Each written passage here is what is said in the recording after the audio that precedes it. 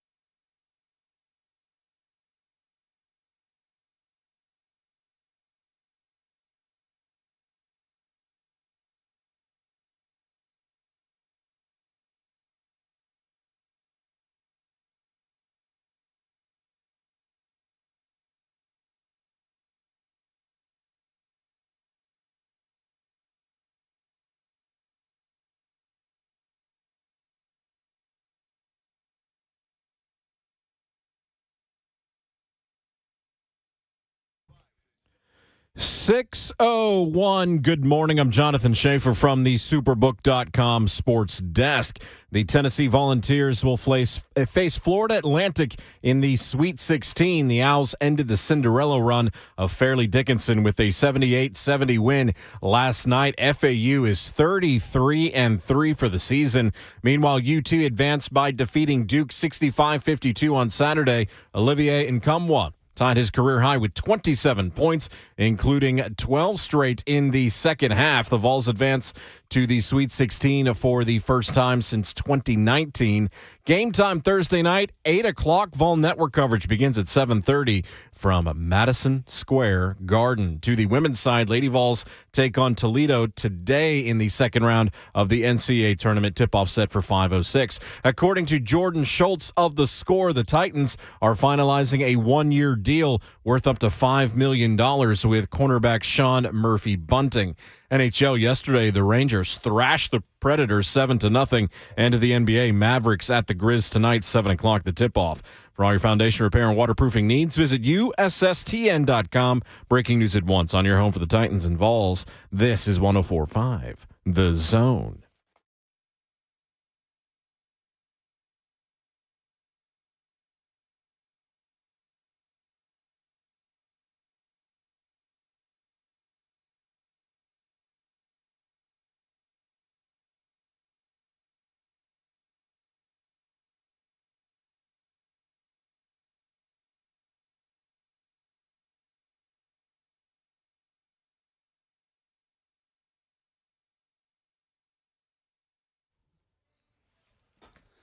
Monday morning edition, and the crew is all here. It is Ramon, Kayla, and Will, and it's powered by all Four Seasons garage doors. They thought they were getting regular season Rick.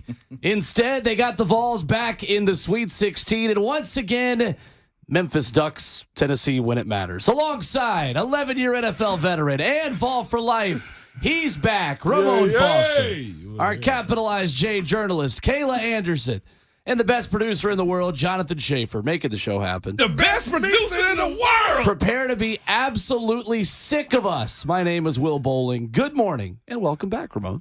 Hey, thank y'all, man. Good to be back. I was actually excited. Like, this is the first day of school this morning, man. I was like, yeah, let's go. Well, that's good that you think of us like that. I was excited. Unless you really didn't like No. the first day of school. No, well, there are those kids, too, by the way. There are those kids. But no, I was excited to come back. I needed that little vacation. And he got a haircut for all that are on the audio medium this morning. I went low this past week. I was like, all right, let's chop it down. Let's go. New vacation, new me. That's what I was thinking. That's all it was. There you go. Really for the kids. It really wasn't for me. For the kids. No, you can say it's for you. You can embrace it. I do. Well, I will say this. If you ever need to check out, do it. Like, God, I needed that. I didn't realize I hadn't had a break since like October. Yeah. Like, I had a day or two in between and stuff like that, but I hadn't had a break since And you're like going October. with the kids when you're even off here on the weekends. Well, that's why I really was like, okay, now it's time to shake back because, like, starting tonight, got a game tonight, go to CPA tomorrow night, There you got go. another one on Thursday and something on Saturday. So, yeah, we're in full swing right now. Baseball Kevin. season. It is baseball season. 615-737-1045 is our number this morning with lots to discuss, where the Tennessee Titans make another signing reportedly early this morning, adding a cornerback. We'll get to that as the show continues today. Lots to discuss on Tennessee's win over Duke. What a game that was for Olivier Kamwa, Rick Barnes, and a Tennessee basketball program that many declared was dead. And we'll get into why I felt weirdly confident about that team Saturday morning before that game, after thinking all week, yeah, Duke probably gets past them.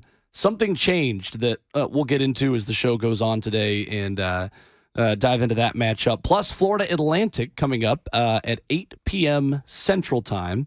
A late tip, but not as late as the first game was, Ramon, that you did not have to stay up for and then do a show on the next morning. Thursday against Louisiana last week. Bob Kesling will join us, voice of the Vols, at 8:20 this morning. And Knoxville News Sentinel beat writer Mike Wilson will make an appearance at 9:20. But want to start real quick before we dive into the tournament coming up here in about 15 minutes on the deal reported by Jordan Schultz of The Score this morning, who says the Titans are finalizing a one-year deal worth up to $5 million with free agent corner Sean Murphy Bunting, who is still 25 years old, won a Super Bowl in Tampa with Tom Brady and the Bucs, has 1 pick, 1 forced fumble, 6 pass breakups during Tampa Bay's last 4 games in 2022. A guy that has been a starter, a guy that has been a versatile depth piece who can play outside, can play inside, and the Titans address another need in free agency. It is, man. And this is the thing, too, with me I've seen as of late. The Titans are getting a bunch of value signings, too, or guys who are probably deemed like French starters that you're getting at a really good price that have really good output and really good play in this league. They have experience, and right now that's what they're doing. They're working the room when it comes down to getting guys to fit this gap of missing players inside of this team. I think it's good. I think this signing says a whole lot about, okay, at least we get some more help outside, inside, having the ability to have bodies, y'all. Mm-hmm. Like, that's the biggest component I've seen of these signings this past week is they have bodies, and not just bodies, but quality guys that have reps in this league. Yeah, and it's not the big, huge names. Let's just put that out there first. But we've also seen in the past that those big, huge name and free agency signings don't always pan out. So I feel like in this situation, I would trust at least that GM Rand Carthon and Mike Vrabel working together to really find the right fits, to find the guys that they think they can get the most out of. And anytime that Mike Vrabel has brought in a guy during the season, any type of pickup for depth, you really have to give it to Mike Vrabel for picking those guys that really do fit, because most of the guys that have come here mid-season or maybe, 2 weeks, 3 weeks in, they've always seemed to fit and they've always seemed to produce. Mm-hmm. So I trust these signings. I think it's good for the depth perspective. I don't think that they're possibly not going to take a cornerback somewhere in the draft. That still could be a situation just because you know that that's a position where there's been a lot of injuries. You know how many times they've had to call the next man up mentality. But yeah, I think it's good. I think they're getting value out of guys that might not be those big names. You're exactly right. Yep. And who knows if the Titans are going to have to draft a safety. Because according to a report from Adam Schefter last week, Ian Rappaport saying similarly that the Titans have asked Kevin Byard to take a pay cut. And I'm sure Ramon Foster has some feelings on that. I have a lot of feelings on that one. Well, when I saw it, I thought it was fake. There's absolutely no way. Like I've heard Titans fans say the untouchables is what we'll call them on this team. There's been a list of untouchables, and every list starting from last year, from the time I've been on this team, Byard has been on that list of untouchables. So where this come from, why this come from, well, we can dive deeper into this one, why this even comes up. I don't know if he's untouchable. You don't think he was untouchable? No, but that's different, though, from asking a guy to take a pay cut and then saying, well, then we're going to release you. Because it's one thing to say someone's untouchable. It's another thing to release someone, potentially, if that's the direction the Titans decide to go, who actually has some trade value. He's one of the only players on your team that has trade value. Correct. There is no reason to release this guy coming off the season he just had. At the age that he still is, he's not making that much money. You can get something for Kevin Byard, but the way they've approached this is completely backwards. And there's lots to detail on that as the show goes on today as well. Yeah, I hope we just get some sort of clarity this week in terms of, because there's a lot out there. And I'm not going to sit there and believe one thing right now because I just feel like it's a lot of sources say. Do I believe that they asked him to take a pay cut? Yeah. I mean, that's what it seems like. But what happens moving forward, I hope they can work it out because I really don't want to see Kevin Byard go. Before we go even further in that, too, like what happens if it's just like one of those situations this one is? Well, I said no. And then he walks back into the room. You know what I'm saying? It's just like, sure. He's like Stanley from The Office right now. Boy, have you lost your mind? Because I'll help y'all find it. And I'll help y'all remember who I am is the way I look at this Byard situation. Well, do you ever know anybody or did you ever know anybody that said no and then they worked it out? It ain't been many times. Not like this. Not like this, especially as public as it's been so far. Well, what we know, too, is that you trust the sources that report breaking news in the NFL regularly, like Adam Schefter, and waiting for that kind of confirmation yesterday. Or not yesterday. That would have been Friday night, honestly. Yeah, it was. On ESPN.com. A 5-year extension, $70.5 million that Kevin Byard signed in 2019, and coming off a season where he had 108 tackles and 4 picks. Team captain for a 4th straight year. As much as this team cares about culture and cares about having locker room leaders, they've got a really funny way of showing it right now. My question is, if you don't have him, then who is? I know Jeff is on the front end leadership. That's it. It would just be Jeff. Armani? I guess, if he's healthy. Amani is great, but he's not. Amani is has been with Kevin throughout this whole process, trained. But Kevin is Kevin. Kevin is extremely unique in the way that his leadership is. There's a reason why he won the the media player of the year award for us is because I have never once seen him turn down anything. He has done multiple interviews throughout weeks. I don't think any other guys in that locker room, as great as they are, can compare to Kevin Byard. And what sucks, though, too, he's on the back end of this free agency thing. He is trade value, of course, but he's on the back end of this side if he wants to get cut and get a new deal. More to get into with that one, though, Will. Tons today. Yeah, Busy show today. Bob Kesling again at 8:20. Mike Wilson at 9:20 this morning. That's all the bad news. But we get back into the good news coming up next because the Tennessee Volunteers sent Duke fans into Yankee spring training season and Dallas Cowboys free agency. We dive into Tennessee's latest trip to the Sweet 16 coming up next. Prepare to be absolutely sick of me. It's Ramon, Kayla, and Will. Oh, and our Memphis fan, please call back in on 104.5 The Zone.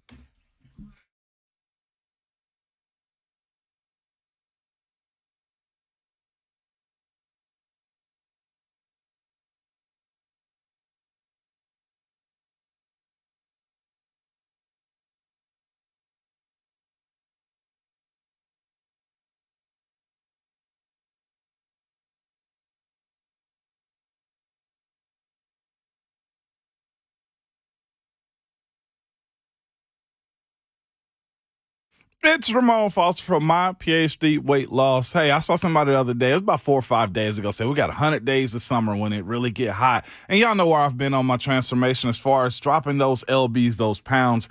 My PhD Weight Loss works for me, not just for me, for others also. On average, most male clients lose between 3 to 5 pounds a week, and female clients lose between 2 to 3 pounds if done correctly. I'm here to tell you, I went on spring break this week and I felt good about it. We went to the beach, although it was cold. We were out there just relaxing, getting a lot of sun, and just enjoying myself because I was just like, you know what, my hard work is kind of paid off, and I'm excited for it. But not just for me, for you also. If this is something you've been thinking about as far as the weight loss pathway that you're choosing, listen to me. Each plan is specifically for you. Mine isn't like yours, and yours won't be like mine either. Whether it's 20 pounds, 50 pounds, 100 pounds, they can get you there. Again, visit myphdweightloss.com and be sure to tell them that Ramon sent you.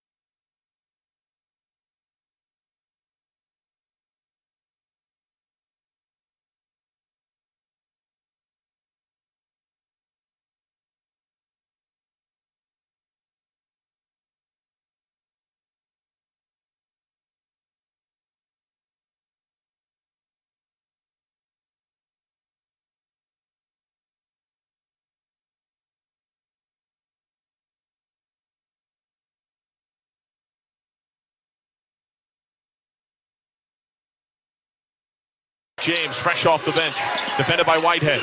Kick out of the wing. Kamwa, open three. Got it! He's having a monster day with a spot in the Sweet 16 on the line.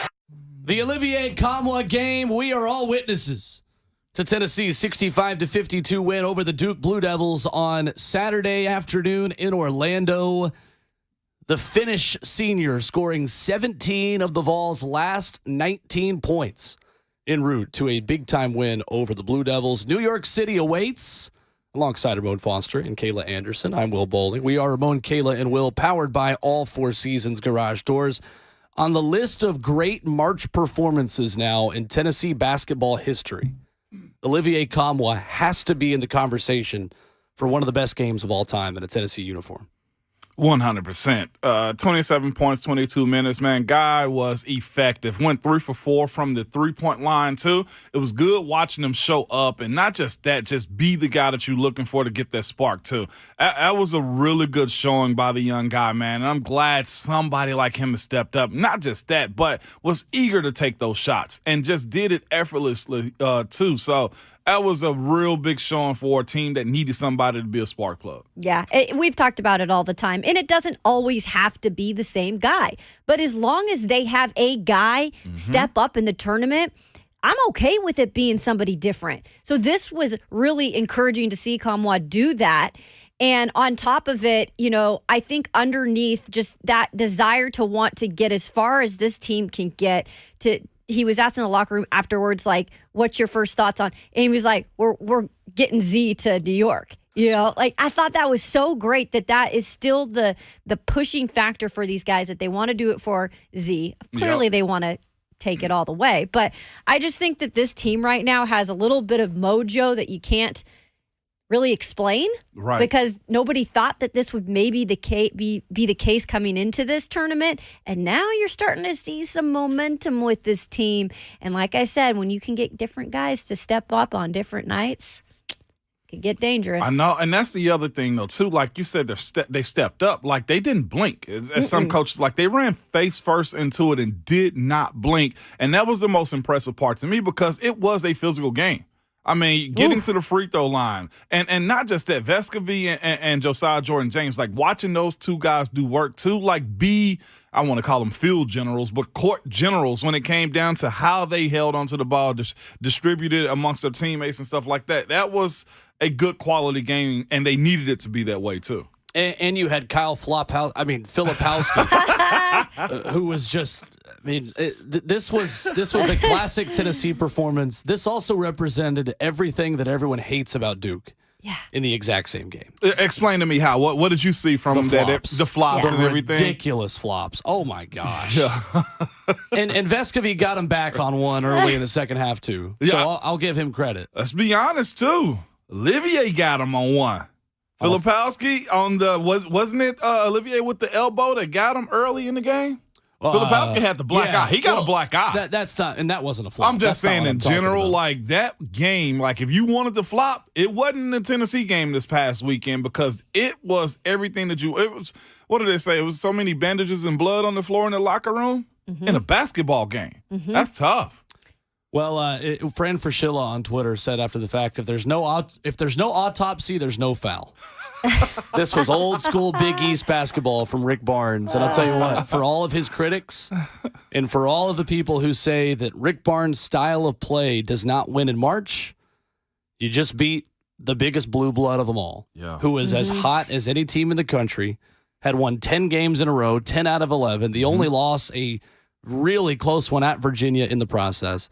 And I think we need to reassess how much conference tournaments and how much the last 10 games really do matter.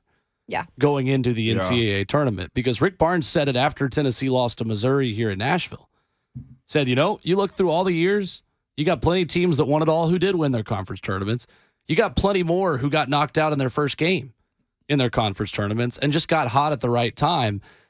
Tennessee didn't even make that many shots in the first half of this game, and they shot a lot better in the second half, but there were timely shots when you needed one. And that was the thing, was Tennessee is so notorious for having a 6-minute offensive just drought at the worst possible time.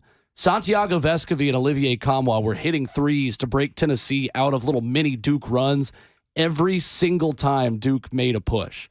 I think the play of this game, though, was when Tennessee is up by 2 in the second half with 15 minutes left. Duke has just battled back after the Vols had a 9-point lead for literally about 20 seconds.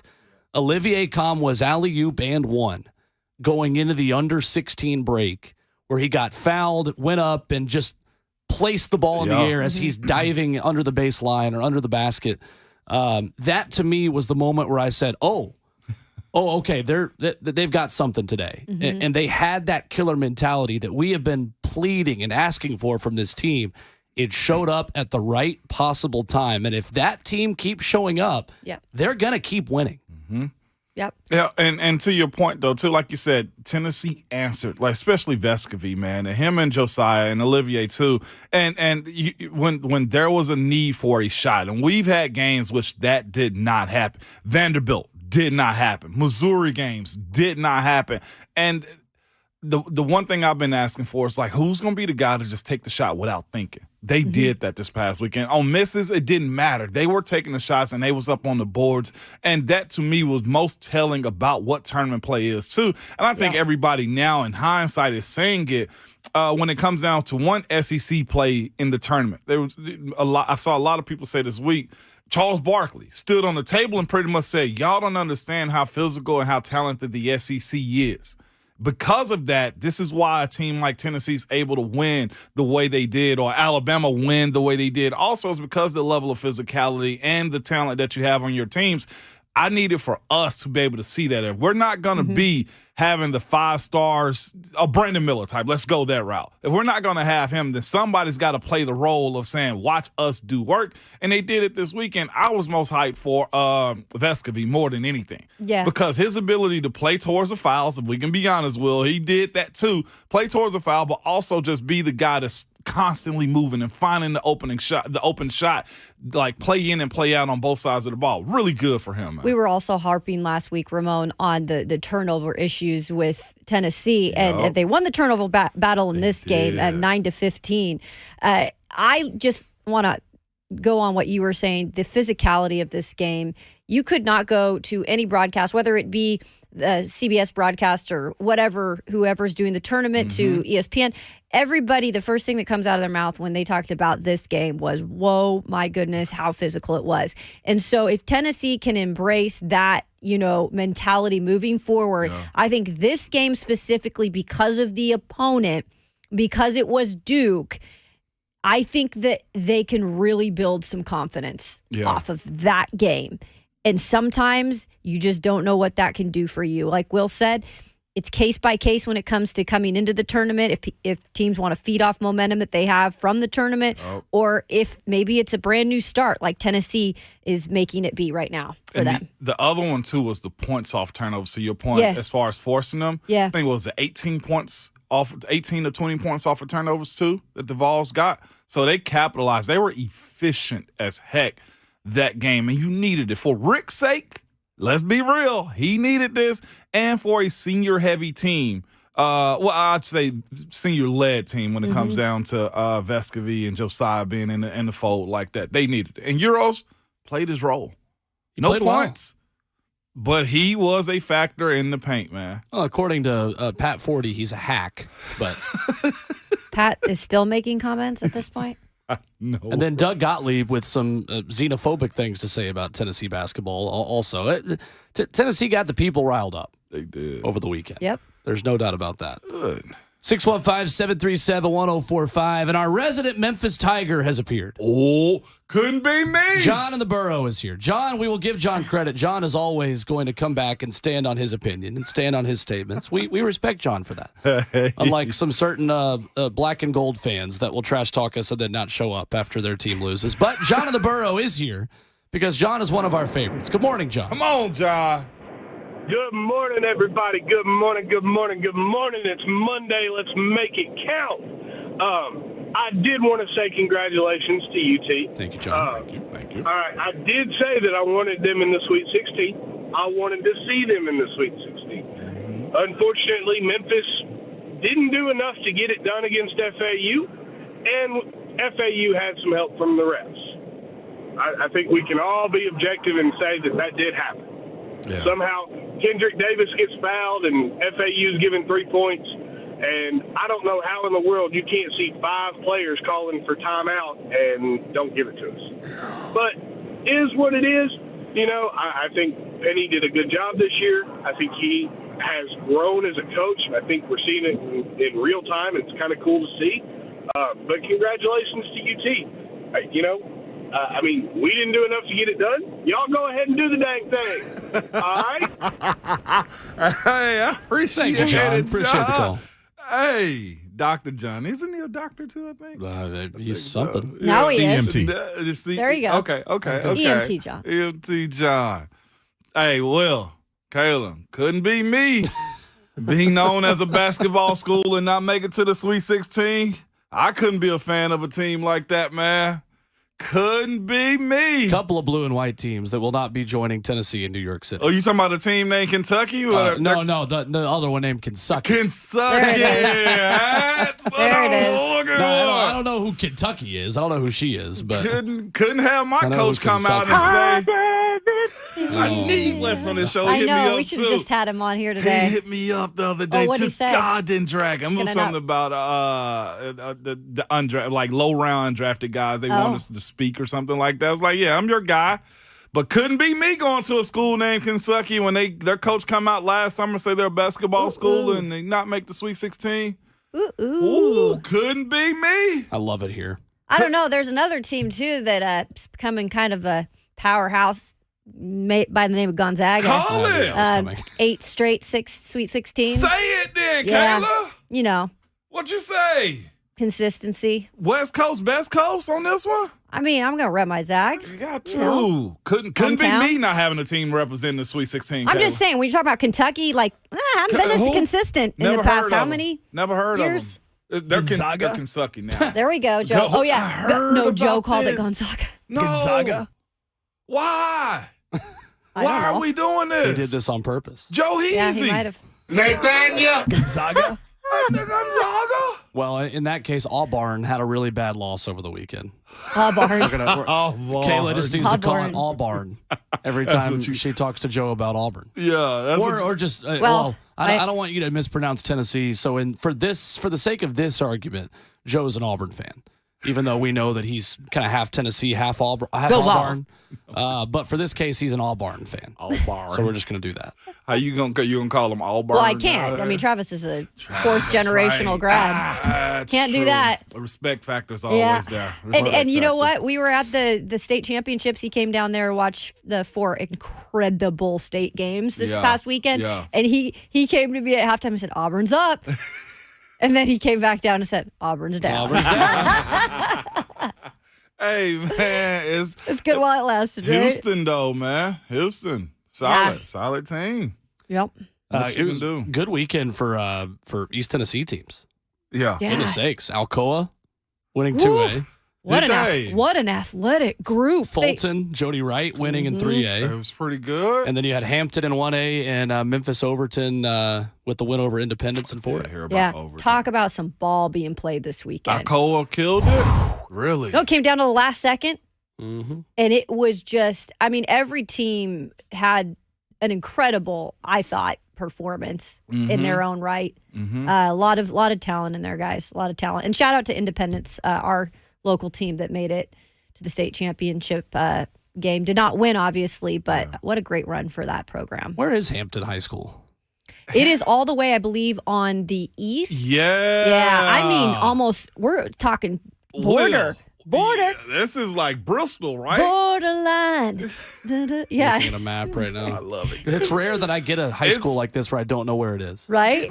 That's very rare. Or Did I cover is it it? west? No, it's No, it's east. northeast. It's Okay, it's so I am way right. east. Up to Johnson City, Tennessee. Yeah. Yeah. But Alcoa, you guys, talk about a talented team, but just athletic. Half those guys play football who won a state championship this past year. Oh, yeah. Basketball had to keep up. Sure did. They got a new Yes, head coach sure in did. football, too, because Gary Rankin is was at Boy Buchanan in Chattanooga. Okay. So you probably have a little more crossover, I would imagine, with Brian Nix as the head coach, perhaps. But they had a kid go to Georgetown as a point guard, though, a few years ago. Dang. Wow. Jordan Harris, I believe. Get out of here. Yeah. Yeah, Alcoa's got a good little run right now. They're good in track right now, too. Like, they're good at other sports tangent to football that typically they're just a football school, and they're pretty good at soccer. They're the Vols. Everything school right now. They are in everything school, aren't they? Reclassification has helped them a lot. Oh, That's why. Really? Because they're such a... They added a class in basketball. Okay. So that's changed the arithmetic a bit, and they've taken advantage, for sure. Eric B. in Nashville, talking Vols with us this morning, 615-737-1045. Good morning, Eric. What's up, Eric? Rocky top of the morning, ladies and gentlemen. How this morning? Hello. Miss you, ladies. Yeah, had to take a little break, but we're back. Well, again, how can we miss you if you won't go away? There we go. There we go. Well, hey, I called in on Friday and I told y'all, we ain't scared of Duke. Duke's just a name on a jersey. We play Kentucky. We played Alabama. We aren't scared of Duke. Who cares? It's basketball. Mm-hmm. And, I love Doug Gottlieb, and it's funny. I don't love him. I think he's a piece of garbage. But I think I'm with you. the guy got kicked out of Notre Dame for what? Swiping people's credit cards or whatever. So, yeah, he's a high moral standard. Oh. Yeah. So, but no. So I love Tennessee fans. We hold receipts better than anybody. Go back 2016, 17. He was fangirling over Grayson Allen at Duke when he was literally going up and kicking people's legs out. But Euros is dirty. You know what? I've seen single car wrecks that were more physical than that. What Euros was doing. So let's go. But I'll take this. One of the things I saw. All these other fans and everything talking Tennessee's dirty, this and that. I'll take Charles Barkley's word over the rest of them. He just said Tennessee was just more physical. Yep. He wasn't saying dirty. He said they were more physical. And I don't know about you guys, but I think Charles Barkley kind of knows what he's talking about a little bit when it comes to basketball. Yep. Mm-hmm. So, FAU, let's go. I appreciate y'all putting that little brother over on the west side of town there in Memphis. And Kentucky, enjoy. Hey, get the certificate out. Kentucky, we're tournament this and that. We don't care about the regular season. We care about national championships. Yeah, well, how'd that work out for you? Go Vols, buddy. Thank you, Eric. Go off, Eric. Wow, You essentially On have one. Tennessee and Kentucky basketball fans who have switched this year. Like the roles have switched because now our buddy Big Orange Mac on Twitter yesterday had a great Photoshop of a banner that will now probably hang in Rep Arena that just said "Swept UT 2023," while Tennessee is still playing basketball. Oh, that's pretty good. So essentially, if you ever wondered how far Kentucky basketball has fallen the past couple of years, A, they have less tournament wins than Princeton in the last 4 seasons. That's a true story. Whoa. And B, they're just bragging about wins over Tennessee. So essentially, the rivalry has switched. Man, I spoke to a guy on Tuesday night speaking about he went to a lawyer from Princeton down in 38. He was like, man, we used to watch it all the time. Princeton was good. And now, lo and behold, the next night, they get a big win in Sweet 16 now. Slay was telling us how good Yale was. Yeah. When you were out, too, because Slay had their NIT game against Vandy. Mm-hmm. Yeah. And Yale actually gave him a game late that night, too. But those Ivy League League teams. is solid. Yeah. Ivy League is very solid. Harvard, yep. 615-737-1045, our number. We dive deeper into the game from Olivier Comwa over the weekend. 17 of Tennessee's final 19 points. And he did it at all levels of the floor. We'll dive into that coming up next on Ramon, Kayla, and Will, 104.5 The Zone.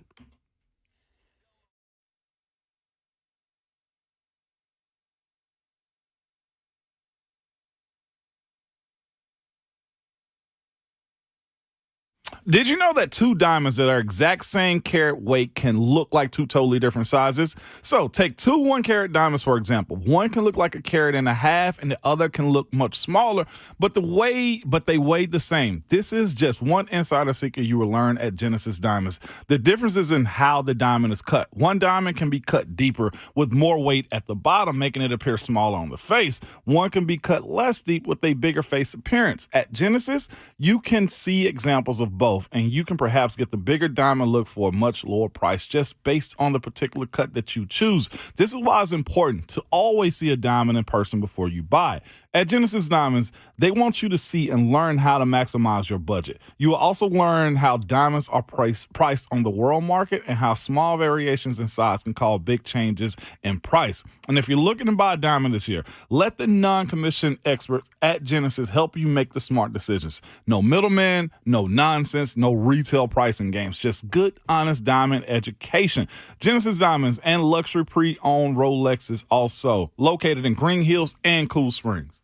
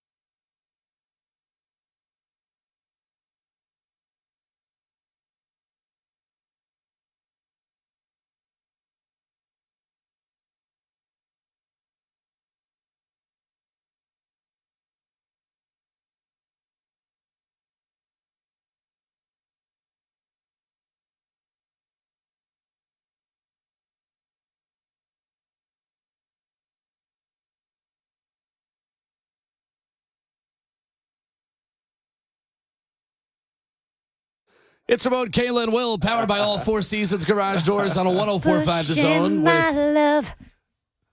There's Kayla Anderson, Ramon Foster, Jonathan Schaefer, our producer.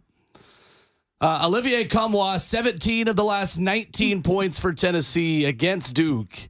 And now he's scored 27 points against Texas and against Duke this season. I don't think there is a single player who is more crucial to Tennessee's success than this guy. And he's got to continue playing well for Tennessee to get a win over FAU and perhaps make their first ever Final Four. Oh, no doubt about it. FAU is going to be a test, though, because they play free, they play wild, and I want to see how the officiating is going to be this next time around, because that's one thing I'm always worried about. If you get too aggressive on one end, the coaches are in the ref's ear. I don't care if it's football, basketball, baseball. You have something going on, that coach is an idiot, y'all, if he don't go up to those referees and be like, hey, watch them. They're physical. Watch them. They get away with it. Unless the refs are just like, nah, screw it. We're going to play ball. And that's one thing I learned this past weekend, too, watching the games with Ron.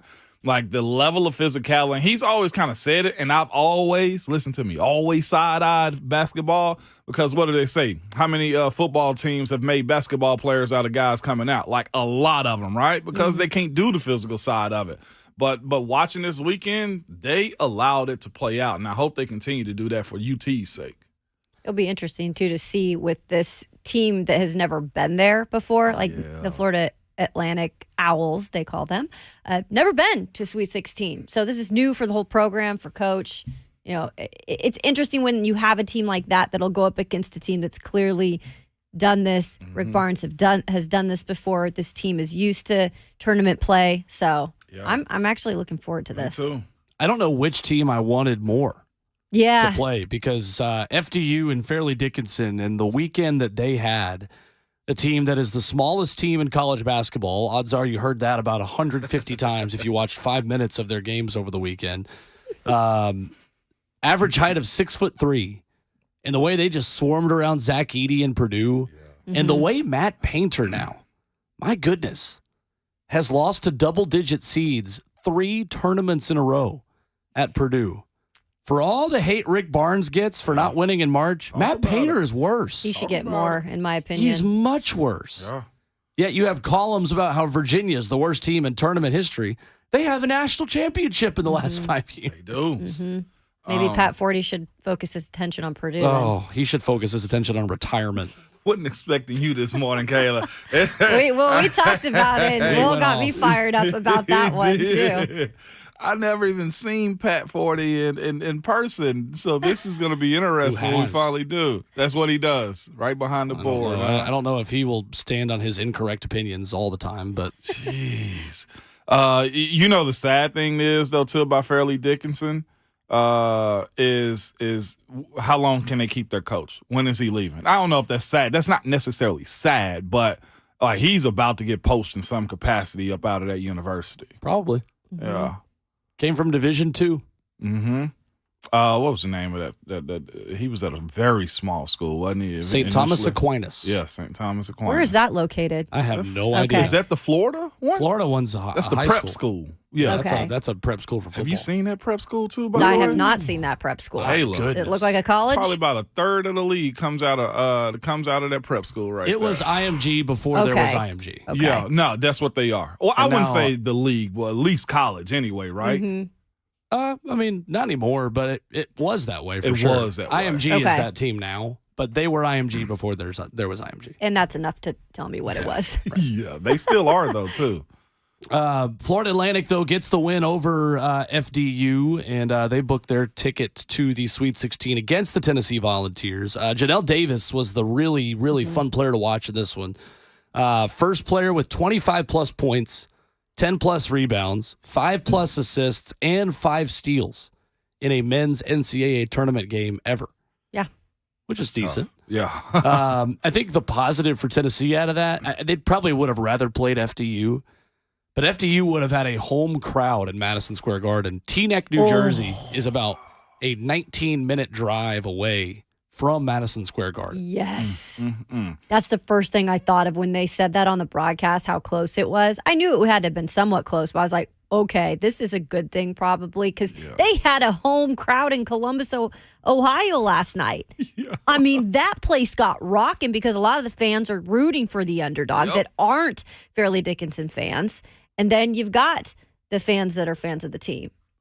So that's a good thing. It was a good thing. Also, I learned last night one of the famous alumni is the Minnesota Vikings owner is a Fairleigh Dickinson alumnus. Yes, 100%. Really tripped me fairly out. interesting. Fairly interesting. Well, we also have to give our condolences to Buck Rising and Indiana getting knocked out by a team that I had losing in the first round in Miami. He was so excited. I had them lose.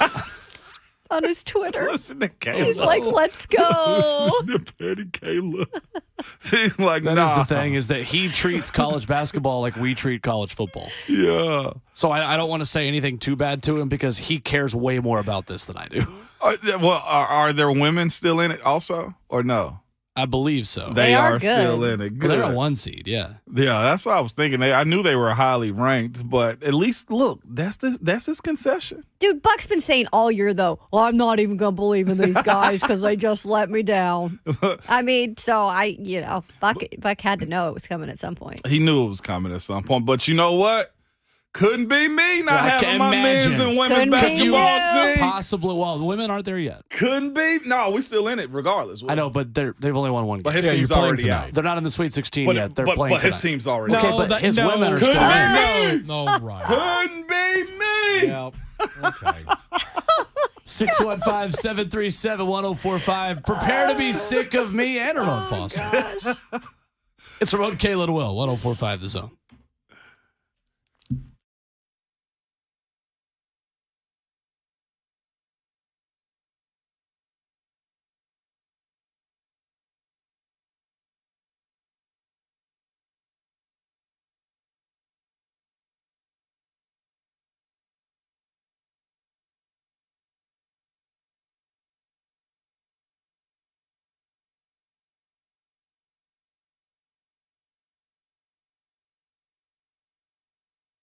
Springtime. Yep, that's the time to go to Dickens Turf and Landscape Supply to get everything you need to have your property ready for the year. Hey, it's Jonathan Schaefer. Stop by Dickens Turf and Landscape Supply. Pick up the fertilizers, seeds, pre-emergents, herbicides, and more. And lean on their professional experience at Dickens Turf and Landscape Supply. They have professional advice and know how to DIY your lawn and landscape care. Also, take advantage of the Toro Spring Sales event going on right now. Get up to a $750 instant rebate on Toro zero-turn mowers. It's already mowing season, and it's time to replace that old mower. Don't try to push it through another spring. At Dickens, they're stocked up with the Toro Time Cutter, also the Titan and the Toro Z Master mowers, and they can make a good deal happen for you. Toro, count on it, and count on Dickens Turf and Landscape Supply.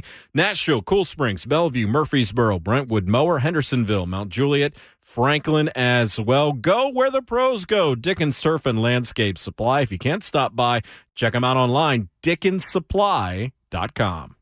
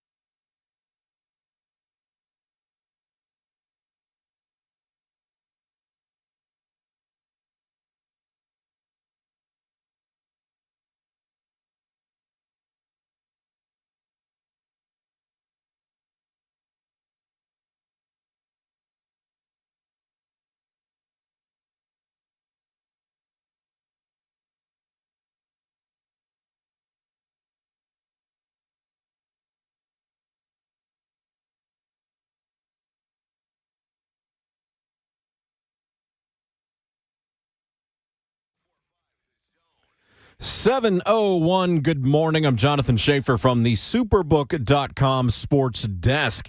The Tennessee Volunteers will take on Florida Atlantic in the Sweet 16. The Owls ended the Cinderella run of Fairleigh Dickinson with a 78-70 win last night. FAU is 33-3 for the season. Meanwhile, UT advanced by defeating Duke 65-52 on Saturday. The Vols advanced to the Sweet 16 for the first time since 2019. Game time Thursday night set for 8 o'clock. Vol Network coverage beginning at 7:30 from Madison Square Garden. Women's side, Lady Vols take on Toledo today in the second round of the NCAA tournament. Tip-off set for 5:06. According to Jordan Schultz of The Score, the Titans are finalizing a one-year deal worth up to $5 million with cornerback Sean Murphy Bunting. Free agent safety C.J. Gardner-Johnson and the Detroit Lions have agreed on a one-year deal worth up to $8 million. And the Carolina Panthers announced they have reached a 3-year deal with Adam Thielen. The Rangers routed the Predators yesterday 7-0.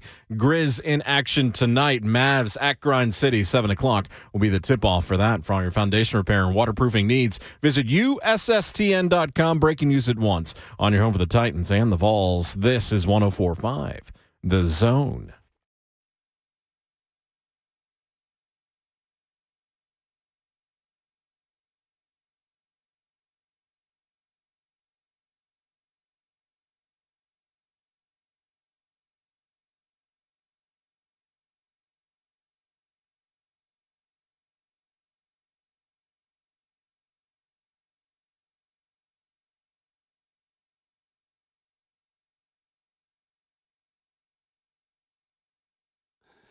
Hour number 2 on the Monday morning edition of Ramon, Kayla, and Will. And it's powered by All Four Seasons Garage Doors. Coming up at 8:20 this morning, the voice of the Vols, Bob Kesling, joins us. 9:20 sees Mike Wilson stopping by. Knoxville News Sentinel beat writer covering Tennessee basketball and headed to New York City as the Volunteers take on Florida Atlantic. The Owls and the Vols will do battle in Madison Square Garden, 8 o'clock Central Time tip. And, of course, you can hear that right here on 104.5 The Zone. Alongside 11-year NFL veteran, back from spring break, he is Ramon Foster. Here. Our capitalized J journalist, Kayla Anderson in the building. Kayla! Yes, sir, she is the bee's knees, Kayla! And she covers your favorite teams, Kayla! Let her ease your worried mind. Never call it Gonzaga, always Gonzaga. Yes, please. For Kayla Anderson. As they head to the Sweet 16 as well. And Jonathan Schaefer making the show happen. The best producer in the world. In the world, Craig. The world. My name is Will Bowling. His name is Will Bowling! I was hoping you did this one. I called it the mollywop, too, by the way. That's right. Mollywop. Not the mollywop. Just Kayla. like Tennessee mollywopped There we go. in Kansas State mollywopped Kentucky to make it to the Sweet 16 in New York City. What a world we live in. Kansas is out. Kentucky's out. Duke is out. North Carolina wasn't invited. I love it here. That's true. Blue Bloods. I couldn't believe they turned it down, the NIT, though, North Carolina. I don't like did. that. Is it team punishment or is it just like, no, we're above that? It was that they were above That's that. They came were across to preseason me. number 1. Oh, my. Sorry about it. Hey, Suck it up. couldn't be me. Honestly, I kind of respect it. You kind of respect I it? kind of respect it. I mean, if you have a team that you know is not going to show up and isn't going to care, at least let someone else have an off season. Like But if you're in that No. locker room, if Hubert Davis is like, look, guys, y'all aren't going to show up for this. At least let someone else go. Nah. But that's an awful mentality to have as a team then. I wouldn't want my team like that. I'd be like, let's go to the NIT. Yeah, it's not the tournament. Yeah, that's their fault that they didn't make the tournament. So you go to the tournament and you keep playing. Mm-hmm. And you find yourself in whatever. Eyes of blue. And you say, we're a team. We're going to overcome the fact that we didn't make the NCAA tournament, although we were supposed to be way better than we were. Get them, Kayla. I'm going to two put you very in that different tournament vibes. to push you to work. Team And builder. you guys find This is a happy yourselves. song. I don't. Come on. I'm happy. What a wonderful world. Tennessee's dancing. Kentucky's at home, getting ready for their football school to take over again. Memphis is just throwing water bottles around. How about that, by the way? Nathaniel! Come on, Will. Let him play, baby. Penny Go Nathaniel Hardaway. He ain't Nathaniel. He was a childhood legend of mine. I'm going to roll The same with the coach. school. He's not a childhood legend of mine. The same coach who once called Rick Barnes low class. Yeah, but you were born yesterday. I don't care. Memphis State and Tiger High, it's all the same to me. Come on, Will. Tennessee's still playing. Alabama, well, we'll let them still play too. Auburn, done over the weekend. Bruce Pearl's not playing. Arkansas, the SEC had a wonderful weekend. Background Wonderful world. They Life have is good. There's 3 one teams. issue, though, Will. That's You the keep issue. saying Kentucky. I'm sorry, that's true. Who's? To myself. Come on, Shay. If you're a Vol fan. What a wonderful world. God, what a beautiful world. Sun's going to come up really bright this morning. Myself. Let them have it, KK. Come on. What a wonderful world. Timmy, waiters and waitresses in the back, please. On the Get way that girl a cigarette and a martini, man. out. 7 in the morning. We got the lighting in here, so we got that. Look at at that. least. That was good right Absolutely phenomenal. there. Yeah. Well, do we have like a record scratch or something now that we're going to talk about the Titans and go in a completely different direction? And now for something completely different. The Titans reportedly asked Kevin Byard to take a pay cut, according to Adam Schefter of ESPN.com. I couldn't. Still hadn't sat right with me yet. The sun hadn't come up yet, so we don't have to be totally cheerful yet. No, we don't. We Is it? can't. Well, the windows are we closed. can't have that issue though, Will. That's kind of bothersome, and a lot of different phases for me. One, I asked about new management, and I know we got to go deeper into this after Kayla just finished off that beautiful song. Man, that was good. All I can think is when you did the last part, it's like give her a cigarette and a martini. on to the next venue. We were getting into like Happy Birthday, Mr. President know. vibes there from Marilyn Monroe. Oh, yeah, I could go that, yeah. Word, that's where what it I'm sounded pulling like. it from, man. Yeah, man, that was real good. Shout right out, there. Marilyn. We got to go to a speakeasy now. Jeez. Right? I mean, we just have to get invited to your house first before we Oh, that's can right. go anywhere Yeah, else. that's right. Remember that barbecue that was supposed to happen back in October? Swear to y'all, it's gonna happen. I know. I He's look like a bad back. teammate at this point. No, y'all are back at this point, man. We never left. Yeah. Either way, We've been working. it's gonna get done. I assure you that. Okay. Okay. I'll have my lawyer on that. All right. I'll get my lawyer on that.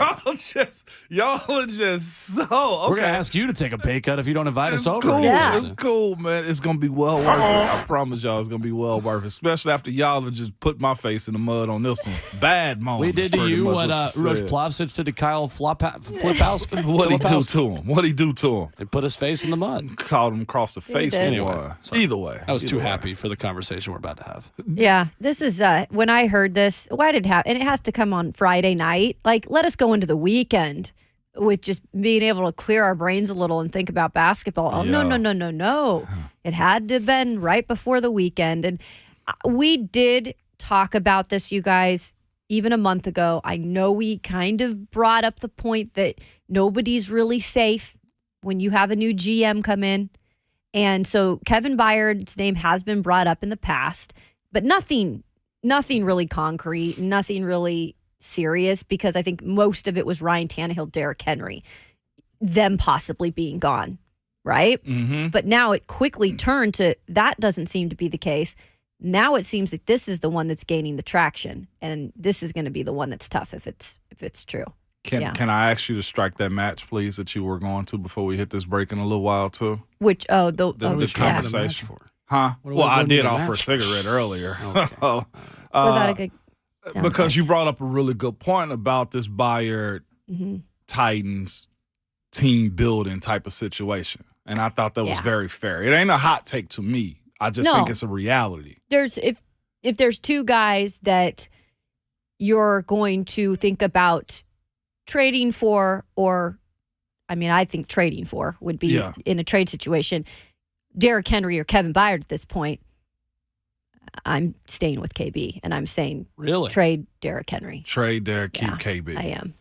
And you have your reasons behind that, too. I just thought it was very interesting. Yeah, and I can get into those later Yeah. if we have time. Yeah, no, we got time. We got a few more hours of this, Kayla. I thought that was a really good point. I ain't no probably. I side with you on that one. Really? Yeah, I side with her on that one. I'm alone on this one. Yeah. Well, you had a good run in the hour in the 6 o'clock hour. Well, I'm switching sides now. Kayla, you won me over. All right. You don't have to change the entire identity of your defense if you have a new safety.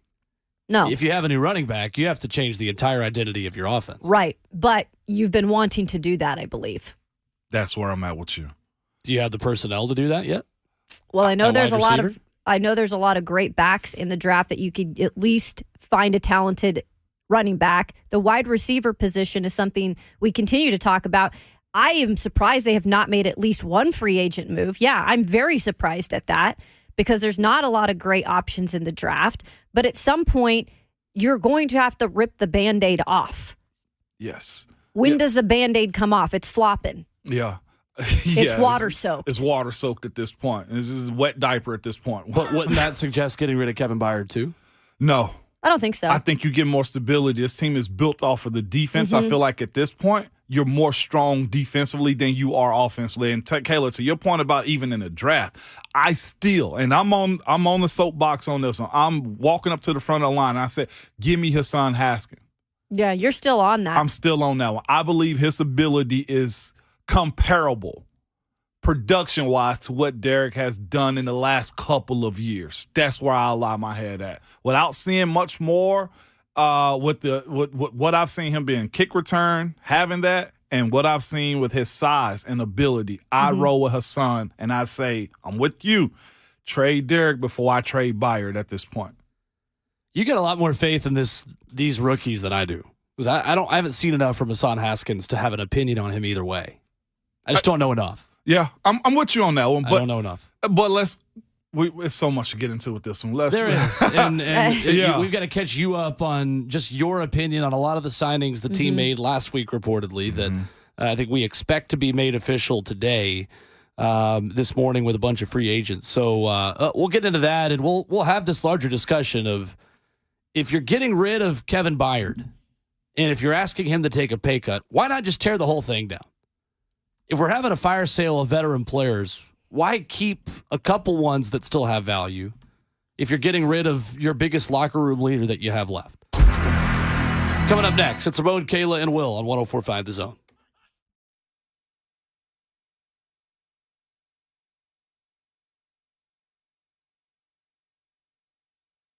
What's going on? It's Will Bowling here from my friends at Lee Company. Welcome to spring. I know it doesn't feel like it outside quite yet, but the weather is changing, and you need to make sure that your air conditioner is ready. Maybe it's time for an HVAC professional to check it out. Well, our friends at Lee Company have you covered. One of their expert technicians will perform a 22-point inspection and seasonal cleaning and maintenance to help you stay ahead of the changing weather. And you know what's even better? Every time a Lee Company technician is in your home, you can see what they see without climbing the attic. You don't have to crawl under the house. Thanks to their visual findings platform, they virtually take you where they go. So don't let your air conditioning fail this spring. Call Lee Company at 615-567-1000 or go to leecompany.com/promotions to get your discounted cooling system tune-up today. That's 615-567-1000. Don't wait for the weather to heat up. Go ahead and make sure that your air conditioner is ready for the warmer weather we've got coming to Middle Tennessee. Go online to leecompany.com/promotions. That's Lee Company, all you need.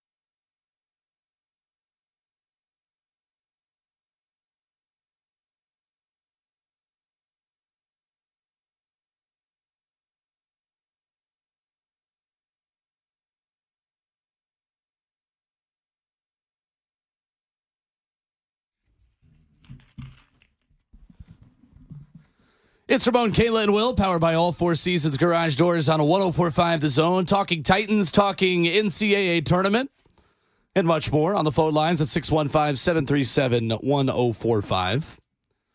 Let's go, before we get to our Titans discussion, let's go to the phones because this man jumps to the front of the line anytime that he calls in. Big Orange Mac, making an appearance this morning. Mac, how are you?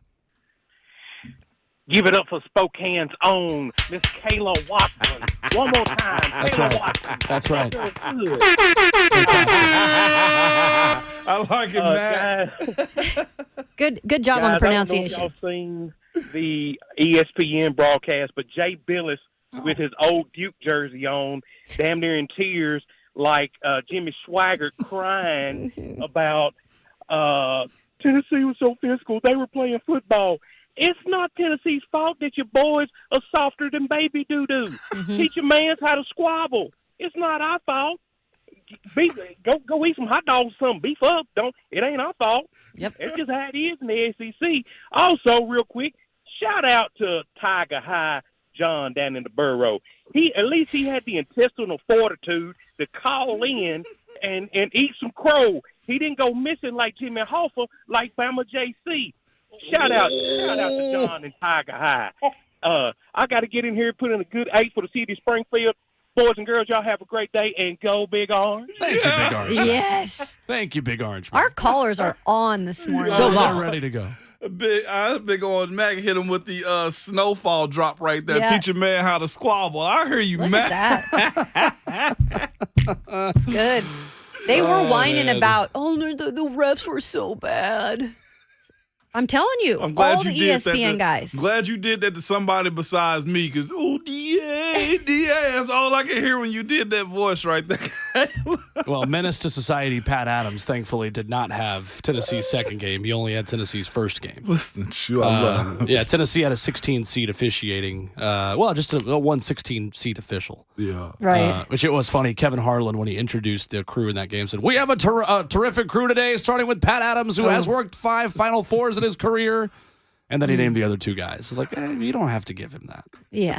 He's a menace to society. Let's not go there. Okay. No, but Big Orange Mac is right, though, that when Grayson Allen was doing it and kicking people, it was, you love to see the guys playing with an edge and, gosh, just the swagger that these guys have. And then when it's a team that's not a blue blood, it's like, that's just, he's a hack. Like Uroš Plavšić, he just plays dirty. Wow.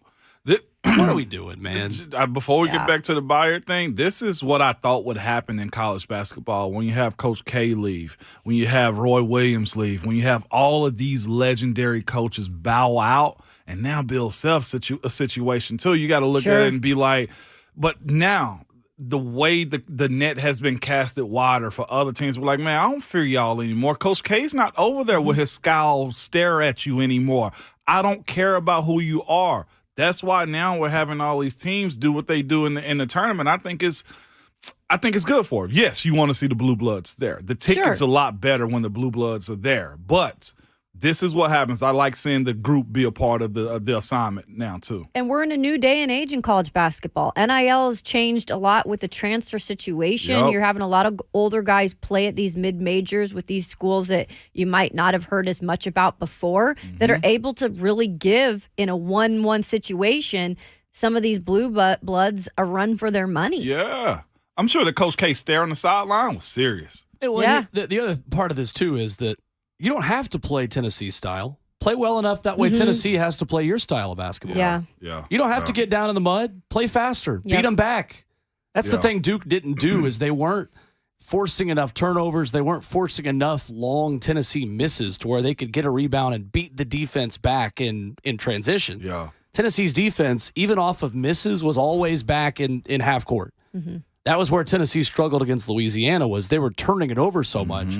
They weren't even attempting shots. Like, Tennessee missing a shot isn't the worst thing because you could at least still, as long as it's not like a long miss and a long rebound and a quick outlet, you could still get back on defense on a missed shot. Turnover, not as much. I'm with you. So, let's go to Rob in Murfreesboro up next. 615-737-1045. Good morning, Rob. What's up, Rob?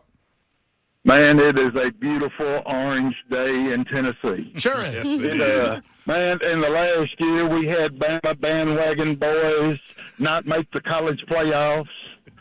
We just sent the Powder Puff Blue soft boys from Duke home. Man, everything is turning up orange so far this calendar year. Yeah, this has been great. That is the softest. Anybody that watched that game didn't see in the very beginning, Duke is nothing but like a soccer team on a basketball court. There was more flopping and flailing than I've ever seen in college basketball. There should have been all kind of calls made against that. Tennessee don't even hardly touch them when they fall there. Yellow cards. I'm with you, Rob. Hey, I'm here for it. Thank I'm you, here Rob. for it. I was looking at Will when you said soccer. I just immediately He looked took at his him. hands off the wheel, too, Kayla. Yeah, I I'll did. tell you Yeah, what. I did. Yeah, I did. In soccer, you're given yellow cards if you Right. dive around and flop around. Right. Yeah. That is regularly given. Well, I feel like you about to give a red card to some franchise in the NFL. I might have to. Yeah. Uh-oh. Poor business by the Tennessee Titans asking Kevin Byard to take a pay cut. Poor business. Can I go there real quick, too, before you dive in? You can take it wherever you want. go, boy. Appreciate that.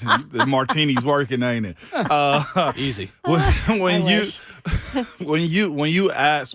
If you have the moxie to go up to a player and ask him to take a pay cut for your team, one or two things is happening. One, you feel like that player isn't justified at the salary that you need him at playing, where he's been playing at. Or two, you don't feel like you're in a position to hold on to a guy like that through a rebuild, through a resurface, through a refresh, to where you say, we're going to force him out there. One or two things. Either he's not playing up to it, and I got to ask Shaw, has Kevin Byard been playing up to what his salary suggests? I think most are going to say 100%. yes. Or you put that player in a position to where that player and his representation, his wife, his family have to say to themselves, we'd rather not. Not just no, but hell no. And for those reasons, you find yourself painting him as a guy that won't do the right thing by the team. So you say we had to cut him because he wouldn't do what the team needed. Those are the two things that are happening right now. Either he's not good enough for his pay, or you want to force him out. That's the way I look at this situation. And right now with the Titans having new leadership with Rand and with Vrabel, I don't think we can mention the two separately at this point. Right. With Rand and with Vrabel and what the projection of this team is to move forward, there's no attachment anymore. John Robinson's not here anymore. Right. It's straight business for Rand moving forward. What I will say about Vrabel and everything he's ever said about Kevin Byard, and I know words are just words, but we don't know what's going on the inside right now, going on the inside. He has always used him as the example of what these players need to be in terms of professional outside of the locker room, a professional inside the locker room, what you do to get your body right for a season. At the end of the year, he went specifically out of his way to say, if you want to know how to get your body right for the season, you need to train with Kevin Byard. Yeah. Like, that's the guy that knows what he's doing. And to me, it's really tough to know that you go to a player like that has done everything to embody what a franchise should be like in terms of a player, and ask for a pay cut. I know it's a business. But that's a tough one if that is really the case. Mm-hmm. That's a tough one. Not even let's lower his cap with an extension. We ain't even having that conversation. And he already restructured. Yeah. They've already done that. Right. But this also proves what he said at the end of the year, too, when we're talking about David Long.